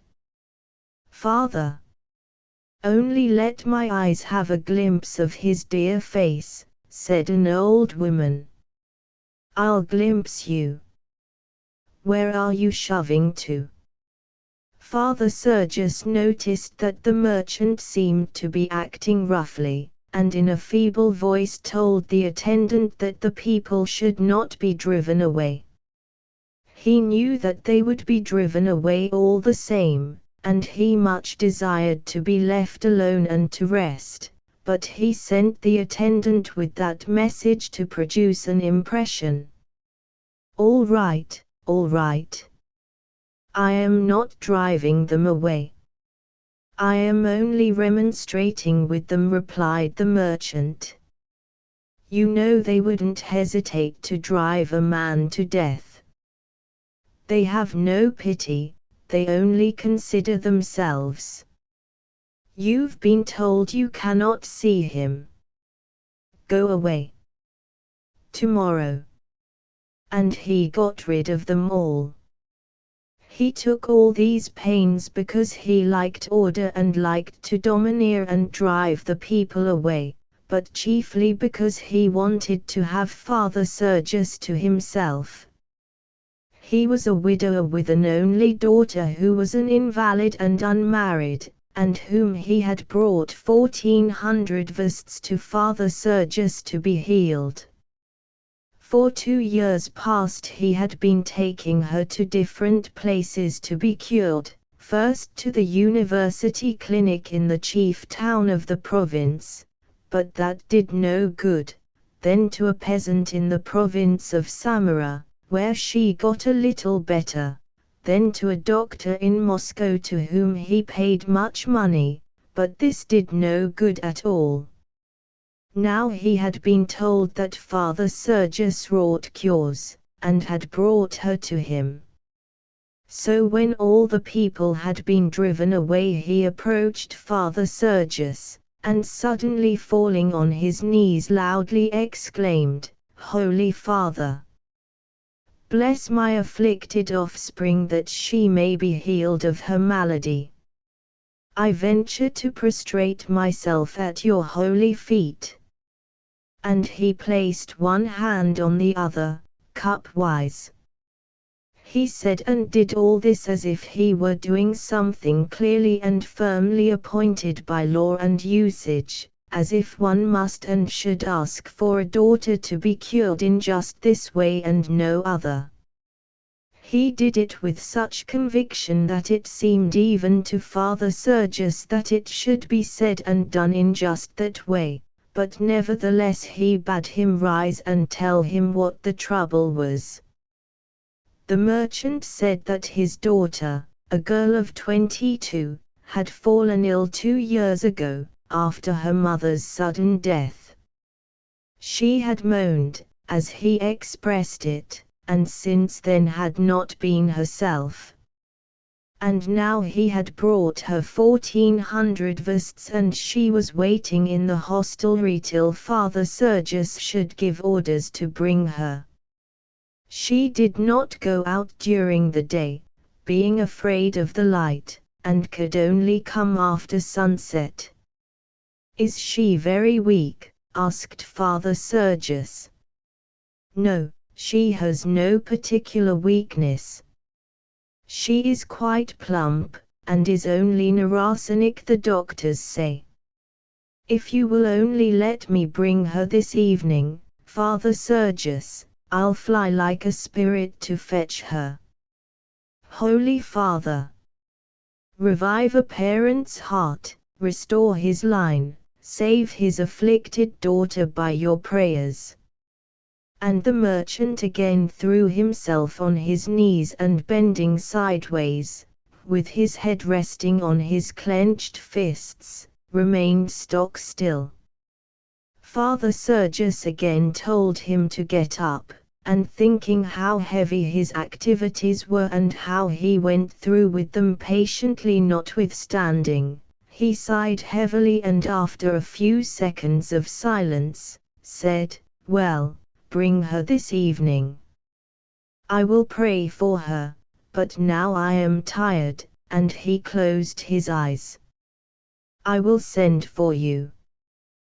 The merchant went away, stepping on tiptoe, which only made his boots creak the louder, and Father Sergius remained alone. His whole life was filled by church services and by people who came to see him, but today had been a particularly difficult one. In the morning an important official had arrived and had had a long conversation with him. After that a lady had come with her son. This son was a skeptical young professor whom the mother, an ardent believer and devoted to Father Sergius, had brought that he might talk to him. The conversation had been very trying. The young man, evidently not wishing to have a controversy with a monk, had agreed with him in everything as with someone who was mentally inferior. Father Sergius saw that the young man did not believe but yet was satisfied, tranquil, and at ease, and the memory of that conversation now disquieted him. "Have something to eat, Father," said the attendant. "All right, bring me something." The attendant went to a hut that had been arranged some 10 paces from the cave, and Father Sergius remained alone. The time was long past when he had lived alone doing everything for himself and eating only rye bread, or rolls prepared for the church. He had been advised long since that he had no right to neglect his health, and he was given wholesome, though Lenten, food. He ate sparingly, though much more than he had done, and often he ate with much pleasure, and not as formerly with aversion and a sense of guilt. So it was now. He had some gruel, drank a cup of tea, and ate half a white roll. The attendant went away, and Father Sergius remained alone under the elm tree. It was a wonderful May evening, when the birches, aspens, elms, wild cherries, and oaks had just burst into foliage. The bush of wild cherries behind the elm tree was in full bloom and had not yet begun to shed its blossoms, and the nightingales, one quite near at hand and 2 or 3 others in the bushes down by the river, burst into full song after some preliminary twitters. From the river came the far-off songs of peasants returning, no doubt, from their work. The sun was setting behind the forest, its last rays glowing through the leaves. All that side was brilliant green, the other side with the elm tree was dark. The cockchafers flew clumsily about, falling to the ground when they collided with anything. After supper Father Sergius began to repeat a silent prayer, "O Lord Jesus Christ, Son of God, have mercy upon us," and then he read a psalm, and suddenly in the middle of the psalm a sparrow flew out from the bush, alighted on the ground, and hopped towards him chirping as it came, but then it took fright at something and flew away. He said a prayer which referred to his abandonment of the world, and hastened to finish it in order to send for the merchant with the sick daughter. She interested him in that she presented a distraction, and because both she and her father considered him a saint whose prayers were efficacious. Outwardly he disavowed that idea, but in the depths of his soul he considered it to be true. He was often amazed that this had happened, that he, Stepan Kasatsky, had come to be such an extraordinary saint and even a worker of miracles, but of the fact that he was such there could not be the least doubt. He could not fail to believe in the miracles he himself witnessed, beginning with the sick boy and ending with the old woman who had recovered her sight when he had prayed for her. Strange as it might be, it was so. Accordingly, the merchant's daughter interested him as a new individual who had faith in him, and also as a fresh opportunity to confirm his healing powers and enhance his fame. They bring people 1,000 versts and write about it in the papers. The emperor knows of it, and they know of it in Europe, in unbelieving Europe, thought he. And suddenly he felt ashamed of his vanity and again began to pray. Lord, King of Heaven, Comforter, Soul of Truth, come and enter into me and cleanse me from all sin and save and bless my soul. Cleanse me from the sin of worldly vanity that troubles me, he repeated, and he remembered how often he had prayed about this and how vain till now his prayers had been in that respect.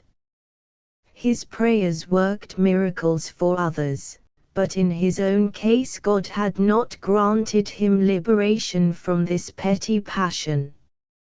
He remembered his prayers at the commencement of his life at the hermitage, when he prayed for purity, humility, and love, and how it seemed to him then that God heard his prayers. He had retained his purity and had chopped off his finger. And he lifted the shriveled stump of that finger to his lips and kissed it. It seemed to him now that he had been humble then when he had always seemed loathsome to himself on account of his sinfulness, and when he remembered the tender feelings with which he had then met an old man who was bringing a drunken soldier to him to ask alms, and how he had received her, it seemed to him that he had then possessed love also. But now, and he asked himself whether he loved anyone, whether he loved Sophia Ivanovna, or Father Seraphim, whether he had any feeling of love for all who had come to him that day, for that learned young man with whom he had had that instructive discussion in which he was concerned only to show off his own intelligence and that he had not lagged behind the times in knowledge. He wanted and needed their love, but felt none towards them. He now had neither love nor humility nor purity. He was pleased to know that the merchant's daughter was 22, and he wondered whether she was good-looking. When he inquired whether she was weak, he really wanted to know if she had feminine charm. Can I have fallen so low, he thought. Lord, help me. Restore me, my Lord and God. And he clasped his hands and began to pray. The nightingales burst into song, a cockchafer knocked against him and crept up the back of his neck. He brushed it off. But does he exist? What if I am knocking at a door fastened from outside? The bar is on the door for all to see. Nature, the nightingales and the cockchafers, is that bar. Perhaps the young man was right.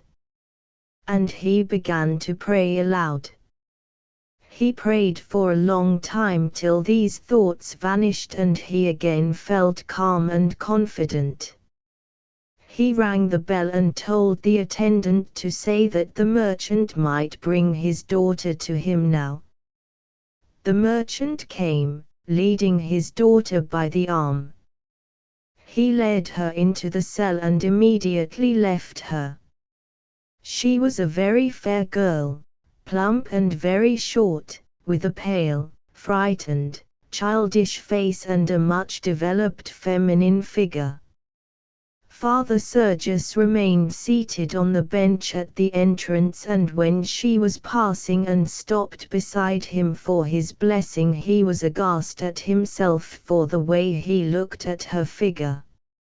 As she passed by him he was acutely conscious of her femininity, though he saw by her face that she was sensual and feeble-minded. He rose and went into the cell. She was sitting on a stool waiting for him, and when he entered she rose. "I want to go back to Papa," she said. "Don't be afraid," he replied. "What are you suffering from?" "I am in pain all over," she said, and suddenly her face lit up with a smile.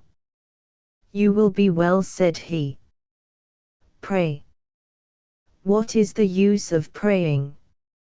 "I have prayed and it does no good," and she continued to smile. "I want you to pray for me and lay your hands on me. I saw you in a dream." "How did you see me?" "I saw you put your hands on my breast like that." She took his hand and pressed it to her breast. "Just here." He yielded his right hand to her.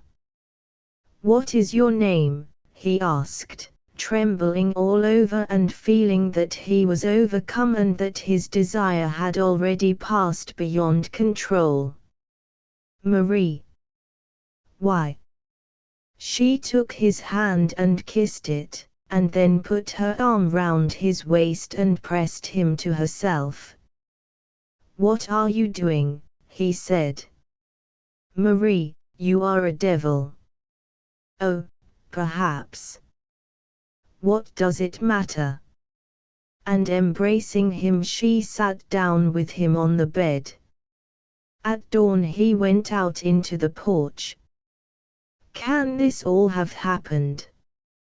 Her father will come and she will tell him everything. She is a devil. What am I to do? Here is the axe with which I chopped off my finger. He snatched up the axe and moved back towards the cell. The attendant came up. "Do you want some wood chopped?" "Let me have the axe." Sergius yielded up the axe and entered the cell.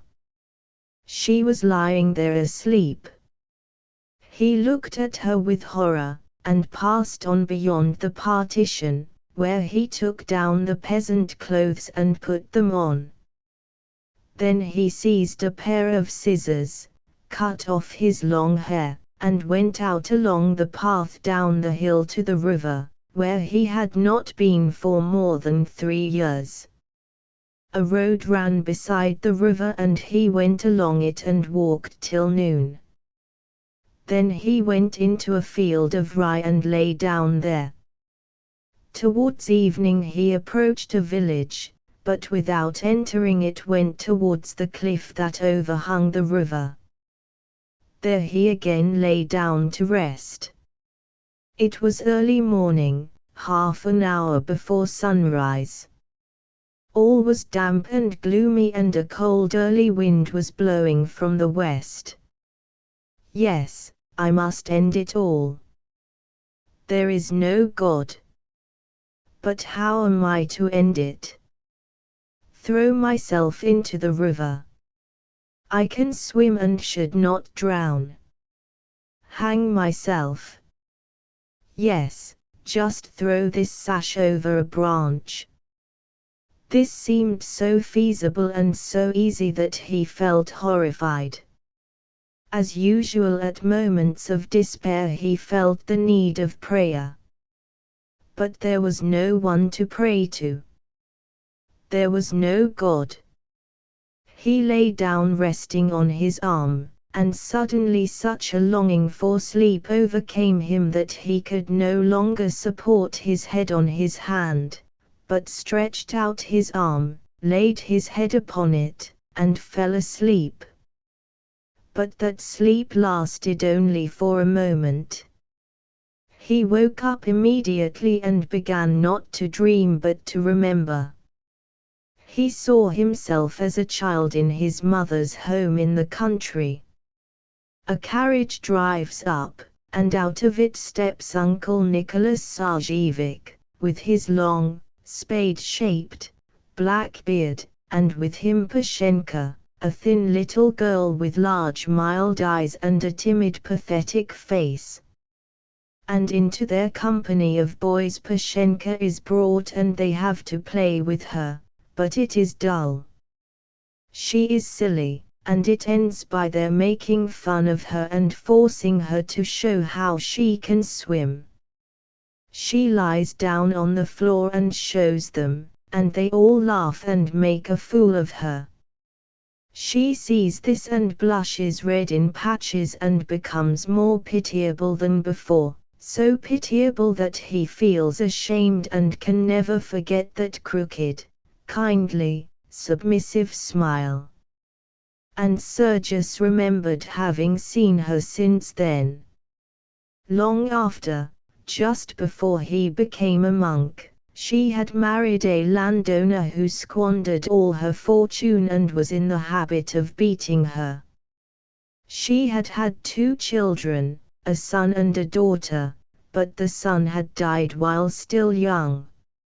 And Sergius remembered having seen her very wretched. Then again he had seen her in the monastery when she was a widow. She had been still the same, not exactly stupid, but insipid, insignificant, and pitiable. She had come with her daughter and her daughter's fiancé. They were already poor at that time, and later on he had heard that she was living in a small provincial town and was very poor. Why am I thinking about her? He asked himself, but he could not cease doing so. Where is she? How is she getting on? Is she still as unhappy as she was then when she had to show us how to swim on the floor? But why should I think about her? What am I doing? I must put an end to myself. And again he felt afraid, and again, to escape from that thought, he went on thinking about Pashenka. So he lay for a long time, thinking now of his unavoidable end and now of Pashenka. She presented herself to him as a means of salvation. At last he fell asleep, and in his sleep he saw an angel who came to him and said, "Go to Pashenka and learn from her what you have to do, what your sin is, and wherein lies your salvation." He awoke, and having decided that this was a vision sent by God, he felt glad, and resolved to do what had been told him in the vision. He knew the town where she lived. It was some 300 versts, 200 miles, away, and he set out to walk there. Pashenka had already long ceased to be Pashenka and had become old, withered, wrinkled Praskovia Mikhailovna, mother-in-law of that failure, the drunken official Mavrikyev. She was living in the country town where he had had his last appointment, and there she was supporting the family, her daughter, her ailing neurasthenic son-in-law, and her 5 grandchildren.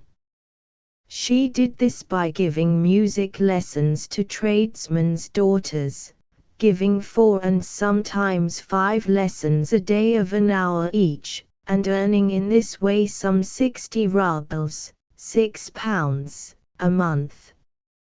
So they lived for the present, in expectation of another appointment. She had sent letters to all her relations and acquaintances asking them to obtain a post for her son-in-law, and among the rest she had written to Sergius, but that letter had not reached him.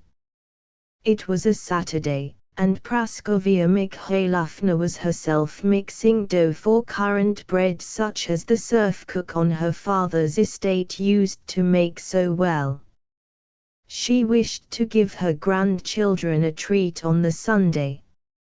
Masha, her daughter, was nursing her youngest child, the eldest boy and girl were at school, and her son-in-law was asleep, not having slept during the night. Praskovia Mikhailovna had remained awake too for a great part of the night, trying to soften her daughter's anger against her husband.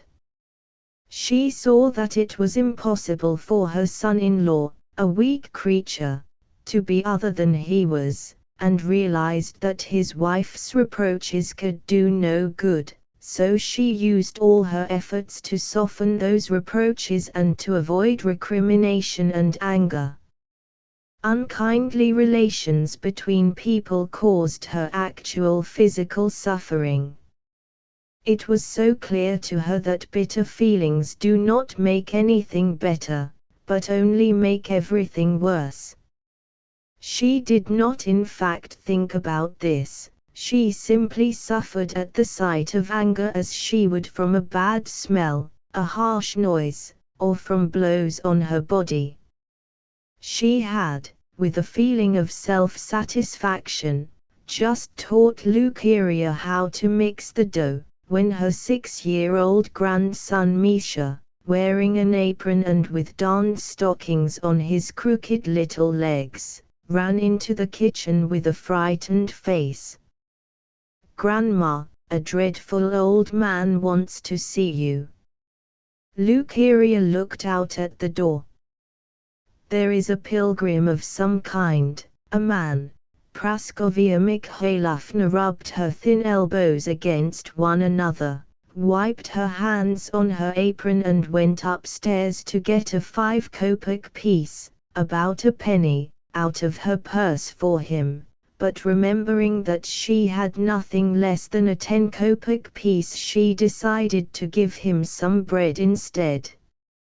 She returned to the cupboard, but suddenly blushed at the thought of having grudged the 10-kopeck piece, and telling Lucaria to cut a slice of bread, went upstairs again to fetch it. "It serves you right," she said to herself. "You must now give twice over." She gave both the bread and the money to the pilgrim, and when doing so, far from being proud of her generosity, she excused herself for giving so little. The man had such an imposing appearance. Though he had tramped 200 versts as a beggar, though he was tattered and had grown thin and weather-beaten, though he had cropped his long hair and was wearing a peasant's cap and boots, and though he bowed very humbly, Sergius still had the impressive appearance that made him so attractive. But Praskovia Mikhailovna did not recognize him. She could hardly do so, not having seen him for almost 20 years. "Don't think ill of me, father. Perhaps you want something to eat." He took the bread and the money, and Praskovia Mikhailovna was surprised that he did not go, but stood looking at her. "Pashenka, I have come to you. Take me in." His beautiful black eyes, shining with the tears that started in them, were fixed on her with imploring insistence. and under his greyish moustache his lips quivered piteously. Praskovia Mikhailovna pressed her hands to her withered breast, opened her mouth, and stood petrified, staring at the pilgrim with dilated eyes. "It can't be. Stepa. Sergi. Father Sergius." "Yes, it is I," said Sergius in a low voice. "Only not Sergius, or Father Sergius, but a great sinner, Stepan Kasatsky, a great and lost sinner. Take me in and help me." "It's impossible. How have you so humbled yourself? But come in." She reached out her hand, but he did not take it and only followed her in. But where was she to take him? The lodging was a small one. Formerly she had had a tiny room, almost a closet, for herself, but later she had given it up to her daughter, and Masha was now sitting there rocking the baby. "Sit here for the present," she said to Sergius, pointing to a bench in the kitchen. He sat down at once, and with an evidently accustomed movement slipped the straps of his wallet first off one shoulder and then off the other. My God, how you have humbled yourself, father! Such great fame, and now like this." Sergius did not reply, but only smiled meekly, placing his wallet under the bench on which he sat. "Masha, do you know who this is?" And in a whisper Praskovia Mikhailovna told her daughter who he was, and together they then carried the bed and the cradle out of the tiny room and cleared it for Sergius. Praskovia Mikhailovna led him into it. "Here you can rest. Don't take offense, but I must go out." "Where to?" "I have to go to a lesson. I am ashamed to tell you, but I teach music." "Music? But that is good." "Only just one thing, Praskovia Mikhailovna, I have come to you with a definite object." "When can I have a talk with you?" "I shall be very glad." "Will this evening do?" "Yes. But one thing more. Don't speak about me, or say who I am. I have revealed myself only to you. No one knows where I have gone to." "It must be so." "Oh, but I have told my daughter." "Well, ask her not to mention it." And Sergius took off his boots, lay down, and at once fell asleep after a sleepless night and a walk of nearly 30 miles. When Praskovia Mikhailovna returned, Sergius was sitting in the little room waiting for her. He did not come out for dinner, but had some soup and grill which Lukeria brought him. "How is it that you have come back earlier than you said?" asked Sergius. "Can I speak to you now? How is it that I have the happiness to receive such a guest? I have missed one of my lessons." "That can wait. I had always been planning to go to see you. I wrote to you, and now this good fortune has come. Pashenka, please listen to what I am going to tell you as to a confession made to God at my last hour. Pashenka, I am not a holy man, I am not even as good as a simple ordinary man, I am a loathsome, vile, and proud sinner who has gone astray, and who, if not worse than everyone else, is at least worse than most very bad people. Pashenka looked at him at first with staring eyes. But she believed what he said, and when she had quite grasped it she touched his hand, smiling pityingly, and said, "Perhaps you exaggerate, Stiver." "No, Pashenka. I am an adulterer, a murderer, a blasphemer, and a deceiver." "My God! How is that?" exclaimed Praskovia Mikhailovna. "But I must go on living. And I, who thought I knew everything, who taught others how to live, I know nothing and ask you to teach me." "What are you saying, Stiver? You are laughing at me. Why do you always make fun of me?" "Well, if you think I am jesting you must have it as you please. But tell me all the same how you live, and how you have lived your life." I have lived a very nasty, horrible life, and now God is punishing me as I deserve. I live so wretchedly, so wretchedly. How was it with your marriage? How did you live with your husband? It was all bad. I married because I fell in love in the nastiest way. Papa did not approve. But I would not listen to anything and just got married. Then instead of helping my husband I tormented him by my jealousy, which I could not restrain. I heard that he drank, yes, but I did not give him any peace. I always reproached him, though you know it is a disease. He could not refrain from it. I now remember how I tried to prevent his having it, and the frightful scenes we had." And she looked at Kasatsky with beautiful eyes, suffering from the remembrance.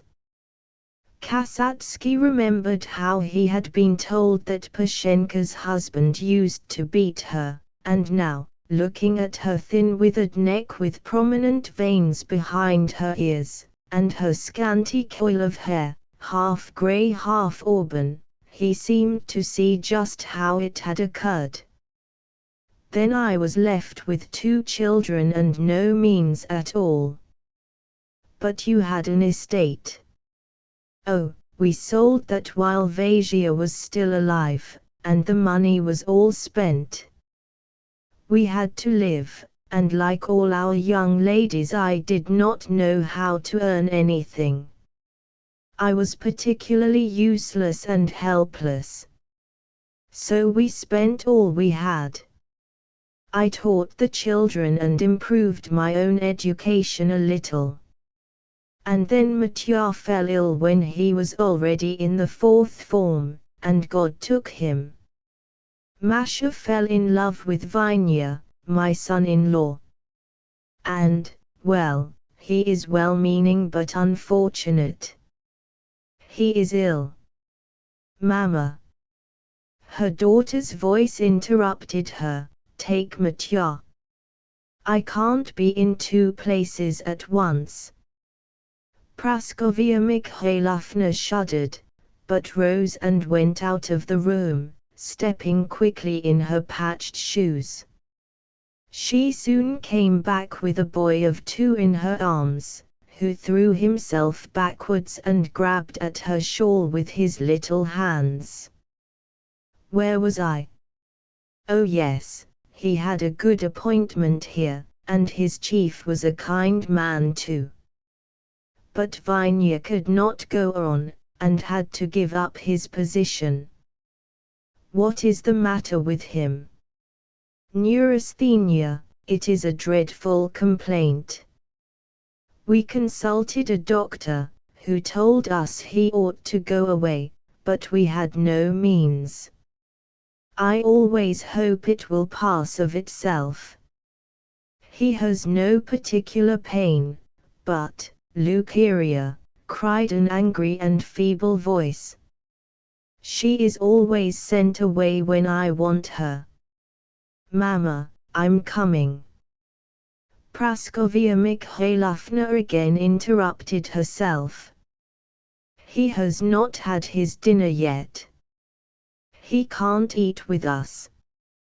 She went out and arranged something, and came back wiping her thin dark hands.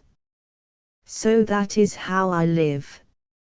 I always complain and am always dissatisfied, but thank God the grandchildren are all nice and healthy, and we can still live. But why talk about me? But what do you live on? Well, I earn a little.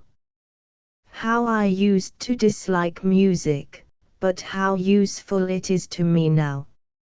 Her small hand lay on the chest of drawers beside which she was sitting, and she drummed an exercise with her thin fingers. How much do you get for a lesson? Sometimes a ruble, sometimes 50 kopecks, or sometimes 30. They are all so kind to me. And do your pupils get on well? Asked Kasatsky with a slight smile. Praskovia Mikhailovna did not at first believe that he was asking seriously, and looked inquiringly into his eyes. Some of them do. One of them is a splendid girl, the butcher's daughter, such a good kind girl. If I were a clever woman I ought, of course, with the connections Papa had, to be able to get an appointment for my son-in-law. But as it is I have not been able to do anything, and have brought them all to this, as you see. Yes, yes, said Kasatsky, lowering his head. And how is it, Pashenka, do you take part in church life? Oh, don't speak of it. I am so bad that way, and have neglected it so. I keep the fasts with the children and sometimes go to church, and then again sometimes I don't go for months. I only send the children. But why don't you go yourself? To tell the truth, she blushed, I am ashamed, for my daughter's sake and the children's, to go there in tattered clothes, and I haven't anything else. Besides, I am just lazy. And do you pray at home? I do. But what sort of prayer is it? Only mechanical. I know it should not be like that, but I lack real religious feeling. The only thing is that I know how bad I am. Yes, yes, that's right, said Kasatsky, as if approvingly. I'm coming.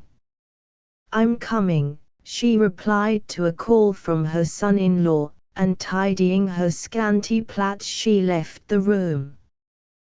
But this time it was long before she returned. When she came back, Kasatsky was sitting in the same position, his elbows resting on his knees and his head bowed.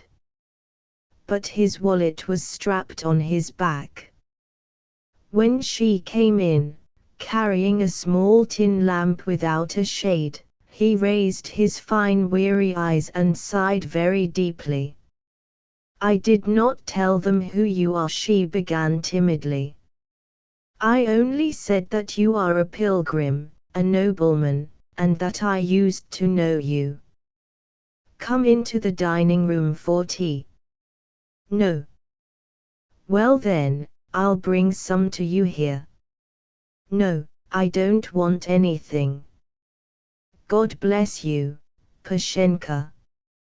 I am going now.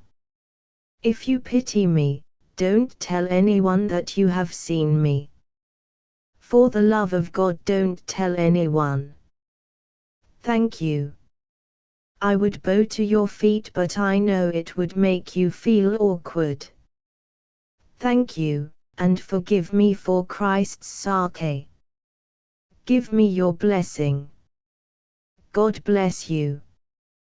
Forgive me for Christ's sake.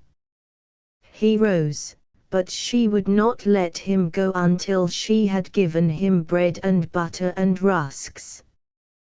He took it all and went away. It was dark, and before he had passed the second house he was lost to sight. She only knew he was there because the dog at the priest's house was barking. So that is what my dream meant. Pashenka is what I ought to have been but failed to be. I lived for men on the pretext of living for God, while she lived for God imagining that she lives for men. Yes, one good deed, a cup of water given without thought of reward, is worth more than any benefit I imagined I was bestowing on people. But after all, was there not some share of sincere desire to serve God, he asked himself, and the answer was, yes, there was, but it was all soiled and overgrown by desire for human praise. Yes, there is no God for the man who lives, as I did, for human praise. I will now seek him. And he walked from village to village as he had done on his way to Pashenka, meeting and parting from other pilgrims, men and women, and asking for bread and a night's rest in Christ's name.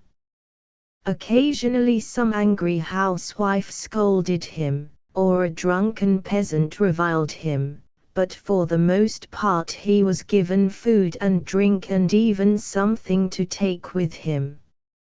His noble bearing disposed some people in his favor, while others on the contrary seemed pleased at the sight of a gentleman who had come to beggary. But his gentleness prevailed with everyone. Often, finding a copy of the Gospels in a hut, he would read it aloud, and when they heard him the people were always touched and surprised, as at something new yet familiar. When he succeeded in helping people, either by advice, or by his knowledge of reading and writing, or by settling some quarrel, he did not wait to see their gratitude but went away directly afterwards. And little by little God began to reveal himself within him. Once he was walking along with two old women and a soldier. They were stopped by a party consisting of a lady and gentleman in a gig and another lady and gentleman on horseback. The husband was on horseback with his daughter, while in the gig his wife was driving with a Frenchman, evidently a traveler. The party stopped to let the Frenchman see the pilgrims who, in accord with a popular Russian superstition, tramped about from place to place instead of working. They spoke French, thinking that the others would not understand them. Demandez-le, said the Frenchman, est-ils sont bien sûrs de ce que le pèlerinage agréable à Dieu? The question was asked, and one old woman replied, as God takes it. Our feet have reached the holy places, but our hearts may not have done so. They asked the soldier. He said that he was alone in the world and had nowhere else to go. They asked Kasatsky who he was. A servant of God. Questionist ce question il dit. Il n'y répond pas. Il dit question il est un serviteur de Dieu. Cela doit être un fils de prêtre. Il a de la race. Avez-vous de la petite monnaie? The Frenchman found some small change and gave 20 kopecks to each of the pilgrims. Mais dites-le QCen ist pas pour les sièges QJE lo done, mais pour question ils se régalant de the. Che pour vous, mon vieux, he said with a smile. And he patted Kasatsky on the shoulder with his gloved hand. May Christ bless you, replied Kasatsky without replacing his cap and bowing his bald head. He rejoiced particularly at this meeting, because he had disregarded the opinion of men and had done the simplest, easiest thing, humbly accepted 20 kopecks and given them to his comrade, a blind beggar. The less importance he attached to the opinion of men, the more did he feel the presence of God within him. For 8 months Kasatsky tramped on in this manner, and in the 9th month he was arrested for not having a passport. This happened at a night refuge in a provincial town where he had passed the night with some pilgrims. He was taken to the police station, and when asked who he was and where was his passport, he replied that he had no passport and that he was a servant of God. He was classed as a tramp, sentenced, and sent to live in Siberia. In Siberia he has settled down as the hired man of a well-to-do peasant, in which capacity he works in the kitchen garden, teaches children, and attends to the sick. Asterisk asterisk asterisk end of the Project Gutenberg ebook. Father Sergius asterisk asterisk asterisk updated editions will replace the previous one, the old editions will be renamed. Creating the works from print editions not protected by U.S. copyright law means that no one owns a United States copyright in these works, so the Foundation, and you, can copy and distribute it in the United States without permission and without paying copyright royalties. Special rules, set forth in the general terms of use part of this license, apply to copying and distributing Project Gutenberg trademark symbol electronic works to protect the Project Gutenberg trademark symbol concept and trademark. Project Gutenberg is a registered trademark, and may not be used if you charge for an ebook, except by following the terms of the trademark license, including paying royalties for use of the Project Gutenberg trademark. If you do not charge anything for copies of this ebook, complying with the trademark license is very easy. You may use this ebook for nearly any purpose, such as creation of derivative works, reports, performances and research. Project Gutenberg ebooks may be modified and printed and given away. You may do practically anything in the United States with ebooks not protected by U.S. copyright law. Redistribution is subject to the trademark license, especially commercial redistribution. Start. Full license. The full Project Gutenberg license. Please read this before you distribute or use this work to protect the Project Gutenberg trademark symbol mission of promoting the free distribution of electronic works. By using or distributing this work, or any other work associated in any way with the phrase Project Gutenberg, you agree to comply with all the terms of the full Project Gutenberg trademark symbol license available with this file or online at www.gutenberg.org/license. Section 1. General Terms of Use and Redistributing Project Gutenberg Trademark Symbol Electronic Works 1.0 By reading or using any part of this Project Gutenberg trademark symbol electronic work, you indicate that you have read, understand, agree to and accept all the terms of this license and intellectual property, trademark/copyright, agreement. If you do not agree to abide by all the terms of this agreement, you must cease using and return or destroy all copies of Project Gutenberg trademark symbol electronic works in your possession. If you paid a fee for obtaining a copy of or access to a Project Gutenberg trademark symbol electronic work and you do not agree to be bound by the terms of this agreement, you may obtain a refund from the person or entity to whom you paid the fee as set forth in paragraph 1.e.8.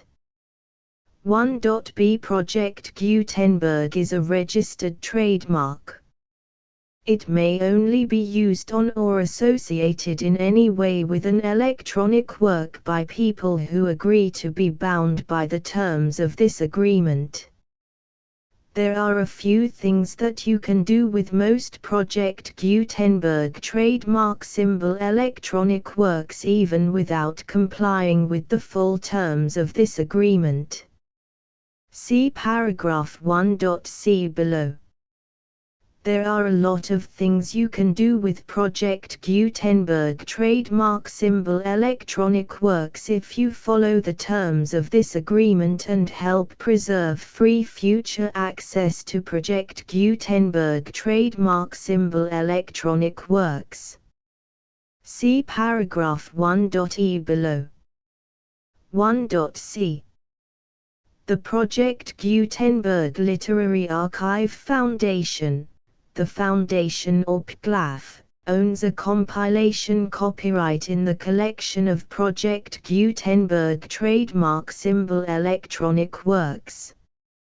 Nearly all the individual works in the collection are in the public domain in the United States. If an individual work is unprotected by copyright law in the United States and you are located in the United States, we do not claim a right to prevent you from copying, distributing, performing, displaying or creating derivative works based on the work as long as all references to Project Gutenberg are removed. Of course, we hope that you will support the Project Gutenberg trademark symbol mission of promoting free access to electronic works by freely sharing Project Gutenberg trademark symbol works in compliance with the terms of this agreement for keeping the Project Gutenberg trademark symbol name associated with the work. You can easily comply with the terms of this agreement by keeping this work in the same format with its attached full Project Gutenberg trademark symbol license when you share it without charge with others. 1.d The copyright laws of the place where you are located also govern what you can do with this work. Copyright laws in most countries are in a constant state of change. If you are outside the United States, check the laws of your country in addition to the terms of this agreement before downloading, copying, displaying, performing, distributing or creating derivative works based on this work or any other Project Gutenberg trademark symbol work. The Foundation makes no representations concerning the copyright status of any work in any country other than the United States. 1.e Unless you have removed all references to Project Gutenberg, 1.e.1. The following sentence, with active links to, or other immediate access to, the full Project Gutenberg trademark symbol license must appear prominently whenever any copy of a Project Gutenberg trademark symbol work, Any work on which the phrase Project Gutenberg appears, or with which the phrase Project Gutenberg is associated, is accessed, displayed, performed, viewed, copied or distributed. This ebook is for the use of anyone anywhere in the United States and most other parts of the world at no cost and with almost no restrictions whatsoever. You may copy it, give it away or reuse it under the terms of the Project Gutenberg license included with this ebook or online at www.gutenberg.org. If you are not located in the United States, you will have to check the laws of the country where you are located before using this ebook. 1.e.2 If an individual Project Gutenberg trademark symbol electronic work is derived from texts not protected by U.S. copyright law, does not contain a notice indicating that it is posted with permission of the copyright holder, the work can be copied and distributed to anyone in the United States without paying any fees or charges. If you are redistributing or providing access to a work with the phrase Project Gutenberg associated with or appearing on the work, you must comply either with the requirements of paragraphs 1.e.1 through 1.e.7 or obtain permission for the use of the work and the Project Gutenberg trademark symbol trademark as set forth in paragraphs 1.e.8 or 1.e.9. 1.e.3 If an individual Project Gutenberg trademark symbol electronic work is posted with the permission of the copyright holder, your use and distribution must comply with both paragraphs 1.e.1 through 1.e.7 and any additional terms imposed by the copyright holder. Additional terms will be linked to the Project Gutenberg trademark symbol license for all works posted with the permission of the copyright holder found at the beginning of this work. 1.e.4 Do not unlink or detach or remove the full Project Gutenberg trademark symbol license terms from this work, or any files containing a part of this work or any other work associated with Project Gutenberg trademark symbol.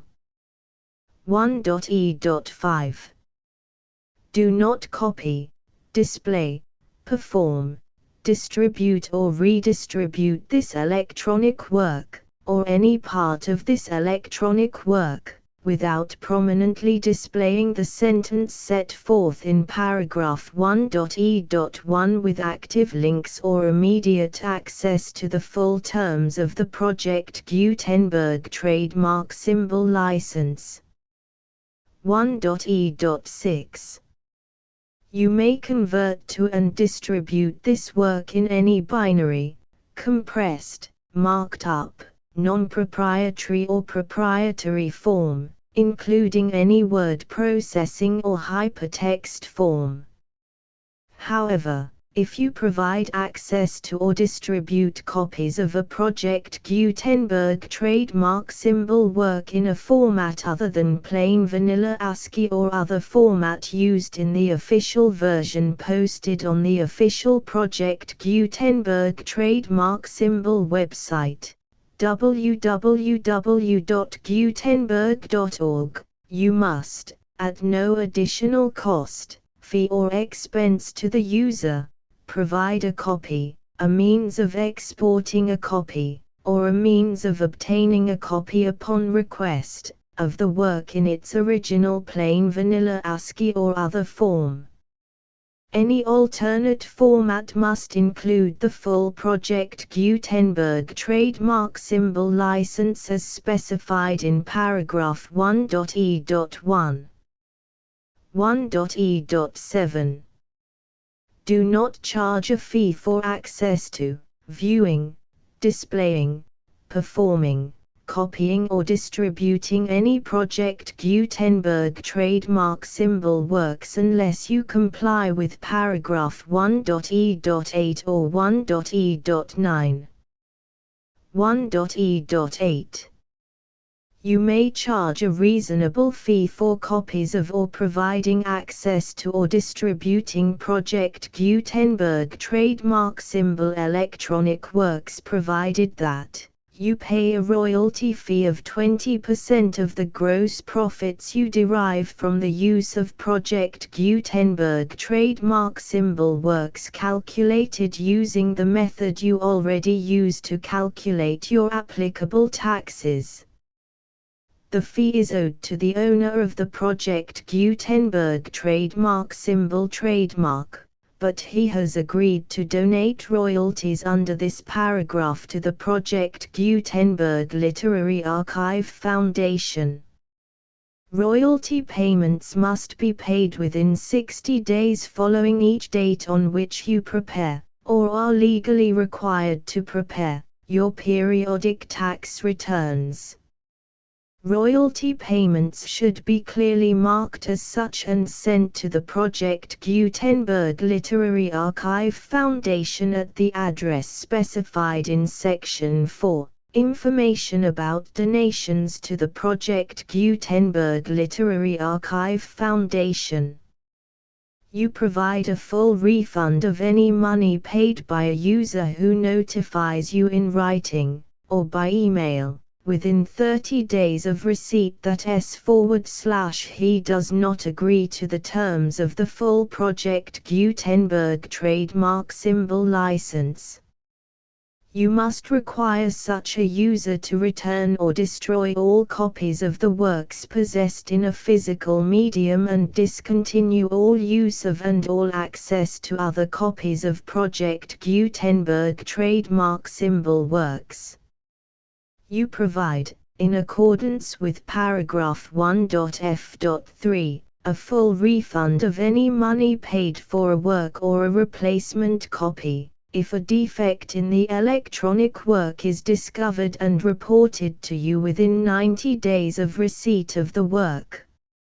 You comply with all other terms of this agreement for free distribution of Project Gutenberg trademark symbol works. 1.e.9. If you wish to charge a fee or distribute a Project Gutenberg trademark symbol electronic work or group of works on different terms than are set forth in this agreement, you must obtain permission in writing from the Project Gutenberg Literary Archive Foundation, the manager of the Project Gutenberg trademark symbol trademark. Contact the Foundation as set forth in Section 3 below. 1.f1.f.1. Project Gutenberg volunteers and employees expend considerable effort to identify, do copyright research on, transcribe and proofread works not protected by U.S. copyright law in creating the Project Gutenberg trademark symbol collection. Despite these efforts, Project Gutenberg trademark symbol electronic works, and the medium on which they may be stored, may contain defects such as, but not limited to, incomplete, inaccurate or corrupt data, transcription errors, a copyright or other intellectual property infringement, a defective or damaged disk or other medium, a computer virus, or computer codes that damage or cannot be read by your equipment. 1.f.2. Limited warranty, disclaimer of damages, except for the right of replacement or refund described in paragraph 1.f.3, the Project Gutenberg Literary Archive Foundation, the owner of the Project Gutenberg trademark symbol trademark, and any other party distributing a Project Gutenberg trademark symbol electronic work under this agreement, disclaim all liability to you for damages, costs and expenses, including legal fees. You agree that you have no remedies for negligence, strict liability, breach of warranty or breach of contract except those provided in paragraph 1.f.3.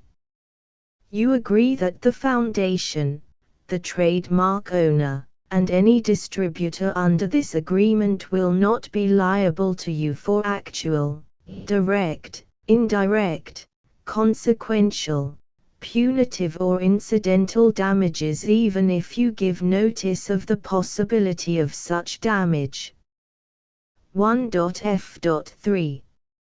Limited right of replacement or refund. If you discover a defect in this electronic work within 90 days of receiving it, you can receive a refund of the money, if any, you paid for it by sending a written explanation to the person you received the work from. If you received the work on a physical medium, you must return the medium with your written explanation. The person or entity that provided you with the defective work may elect to provide a replacement copy in lieu of a refund. If you received the work electronically, the person or entity providing it to you may choose to give you a second opportunity to receive the work electronically in lieu of a refund. If the second copy is also defective, you may demand a refund in writing without further opportunities to fix the problem. 1.f.4. Except for the limited right of replacement or refund set forth in paragraph 1.f.3, this work is provided to you as is, with no other warranties of any kind, express or implied, including but not limited to warranties of merchantability or fitness for any purpose. 1.f.5. Some states do not allow disclaimers of certain implied warranties or the exclusion or limitation of certain types of damages.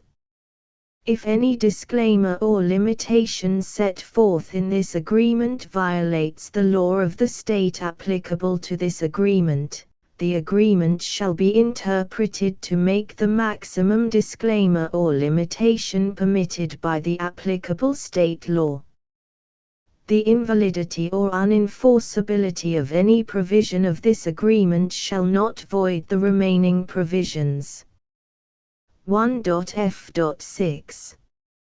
Indemnity. You agree to indemnify and hold the Foundation, the trademark owner, any agent or employee of the Foundation, anyone providing copies of Project Gutenberg trademark symbol electronic works in accordance with this agreement, and any volunteers associated with the production, promotion and distribution of Project Gutenberg trademark symbol electronic works, harmless from all liability, costs and expenses, including legal fees, that arise directly or indirectly from any of the following which you do or cause to occur. A. Distribution of this or any Project Gutenberg trademark symbol work. B. Alteration, modification, or additions or deletions to any Project Gutenberg trademark symbol work, and C. Any defect you cause. Section 2. Information about the mission of Project Gutenberg trademark symbol. Project Gutenberg trademark symbol is synonymous with the free distribution of electronic works in formats readable by the widest variety of computers, including obsolete, old, middle-aged and new computers. It exists because of the efforts of hundreds of volunteers and donations from people in all walks of life.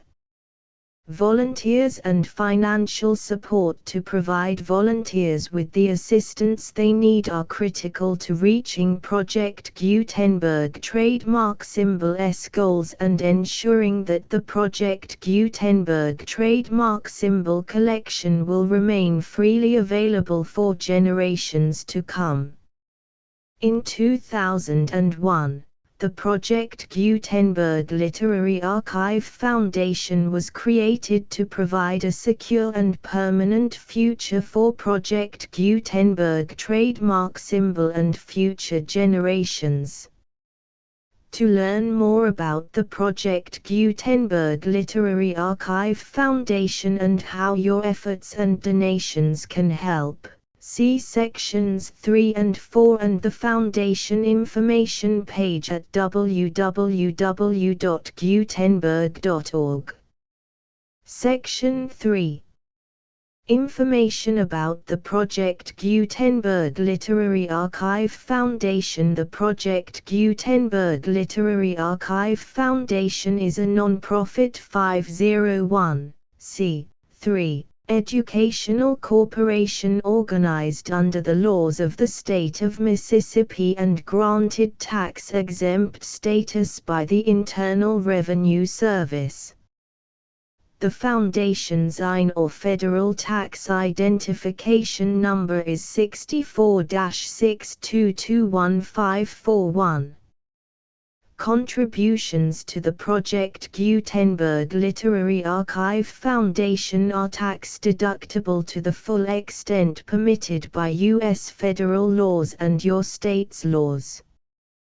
The Foundation's business office is located at 809 North 1500 West, Salt Lake City, UT 84116. 801-596-1887. Email contact links and up-to-date contact information can be found at the Foundation's website and official page at www.gutenberg.org/contact section 4. Information about donations to the Project Gutenberg Literary Archive Foundation. Project Gutenberg trademark symbol depends upon and cannot survive without widespread public support and donations to carry out its mission of increasing the number of public domain and licensed works that can be freely distributed in machine-readable form accessible by the widest array of equipment including outdated equipment. Many small donations, $1 to $5,000, are particularly important to maintaining tax-exempt status with the IRS. The Foundation is committed to complying with the laws regulating charities and charitable donations in all 50 states of the United States. Compliance requirements are not uniform and it takes a considerable effort, much paperwork and many fees to meet and keep up with these requirements. We do not solicit donations in locations where we have not received written confirmation of compliance. To send donations or determine the status of compliance for any particular state, visit www.gutenberg.org/donate. While we cannot and do not solicit contributions from states where we have not met the solicitation requirements, we know of no prohibition against accepting unsolicited donations from donors in such states who approach us with offers to donate. International donations are gratefully accepted, but we cannot make any statements concerning tax treatment of donations received from outside the United States. U.S. laws alone swamp our small staff. Please check the Project Gutenberg web pages for current donation methods and addresses. Donations are accepted in a number of other ways, including checks, online payments and credit card donations. To donate, please visit www.gutenberg.org/donate. Section 5. General information about Project Gutenberg trademark symbol Electronic Works. Professor Michael S. Hart was the originator of the Project Gutenberg trademark symbol concept of a library of electronic works that could be freely shared with anyone. For 40 years, he produced and distributed Project Gutenberg trademark symbol ebooks with only a loose network of volunteer support. Project Gutenberg trademark symbol ebooks are often created from several printed editions, all of which are confirmed as not protected by copyright in the US unless a copyright notice is included. Thus, we do not necessarily keep ebooks in compliance with any particular paper edition. Most people start at our website, which has the main PG search facility, www.gutenberg.org. This website includes information about Project Gutenberg trademark symbol, including how to make donations to the Project Gutenberg Literary Archive Foundation, how to help produce our new ebooks, and how to subscribe to our email newsletter to hear about new ebooks.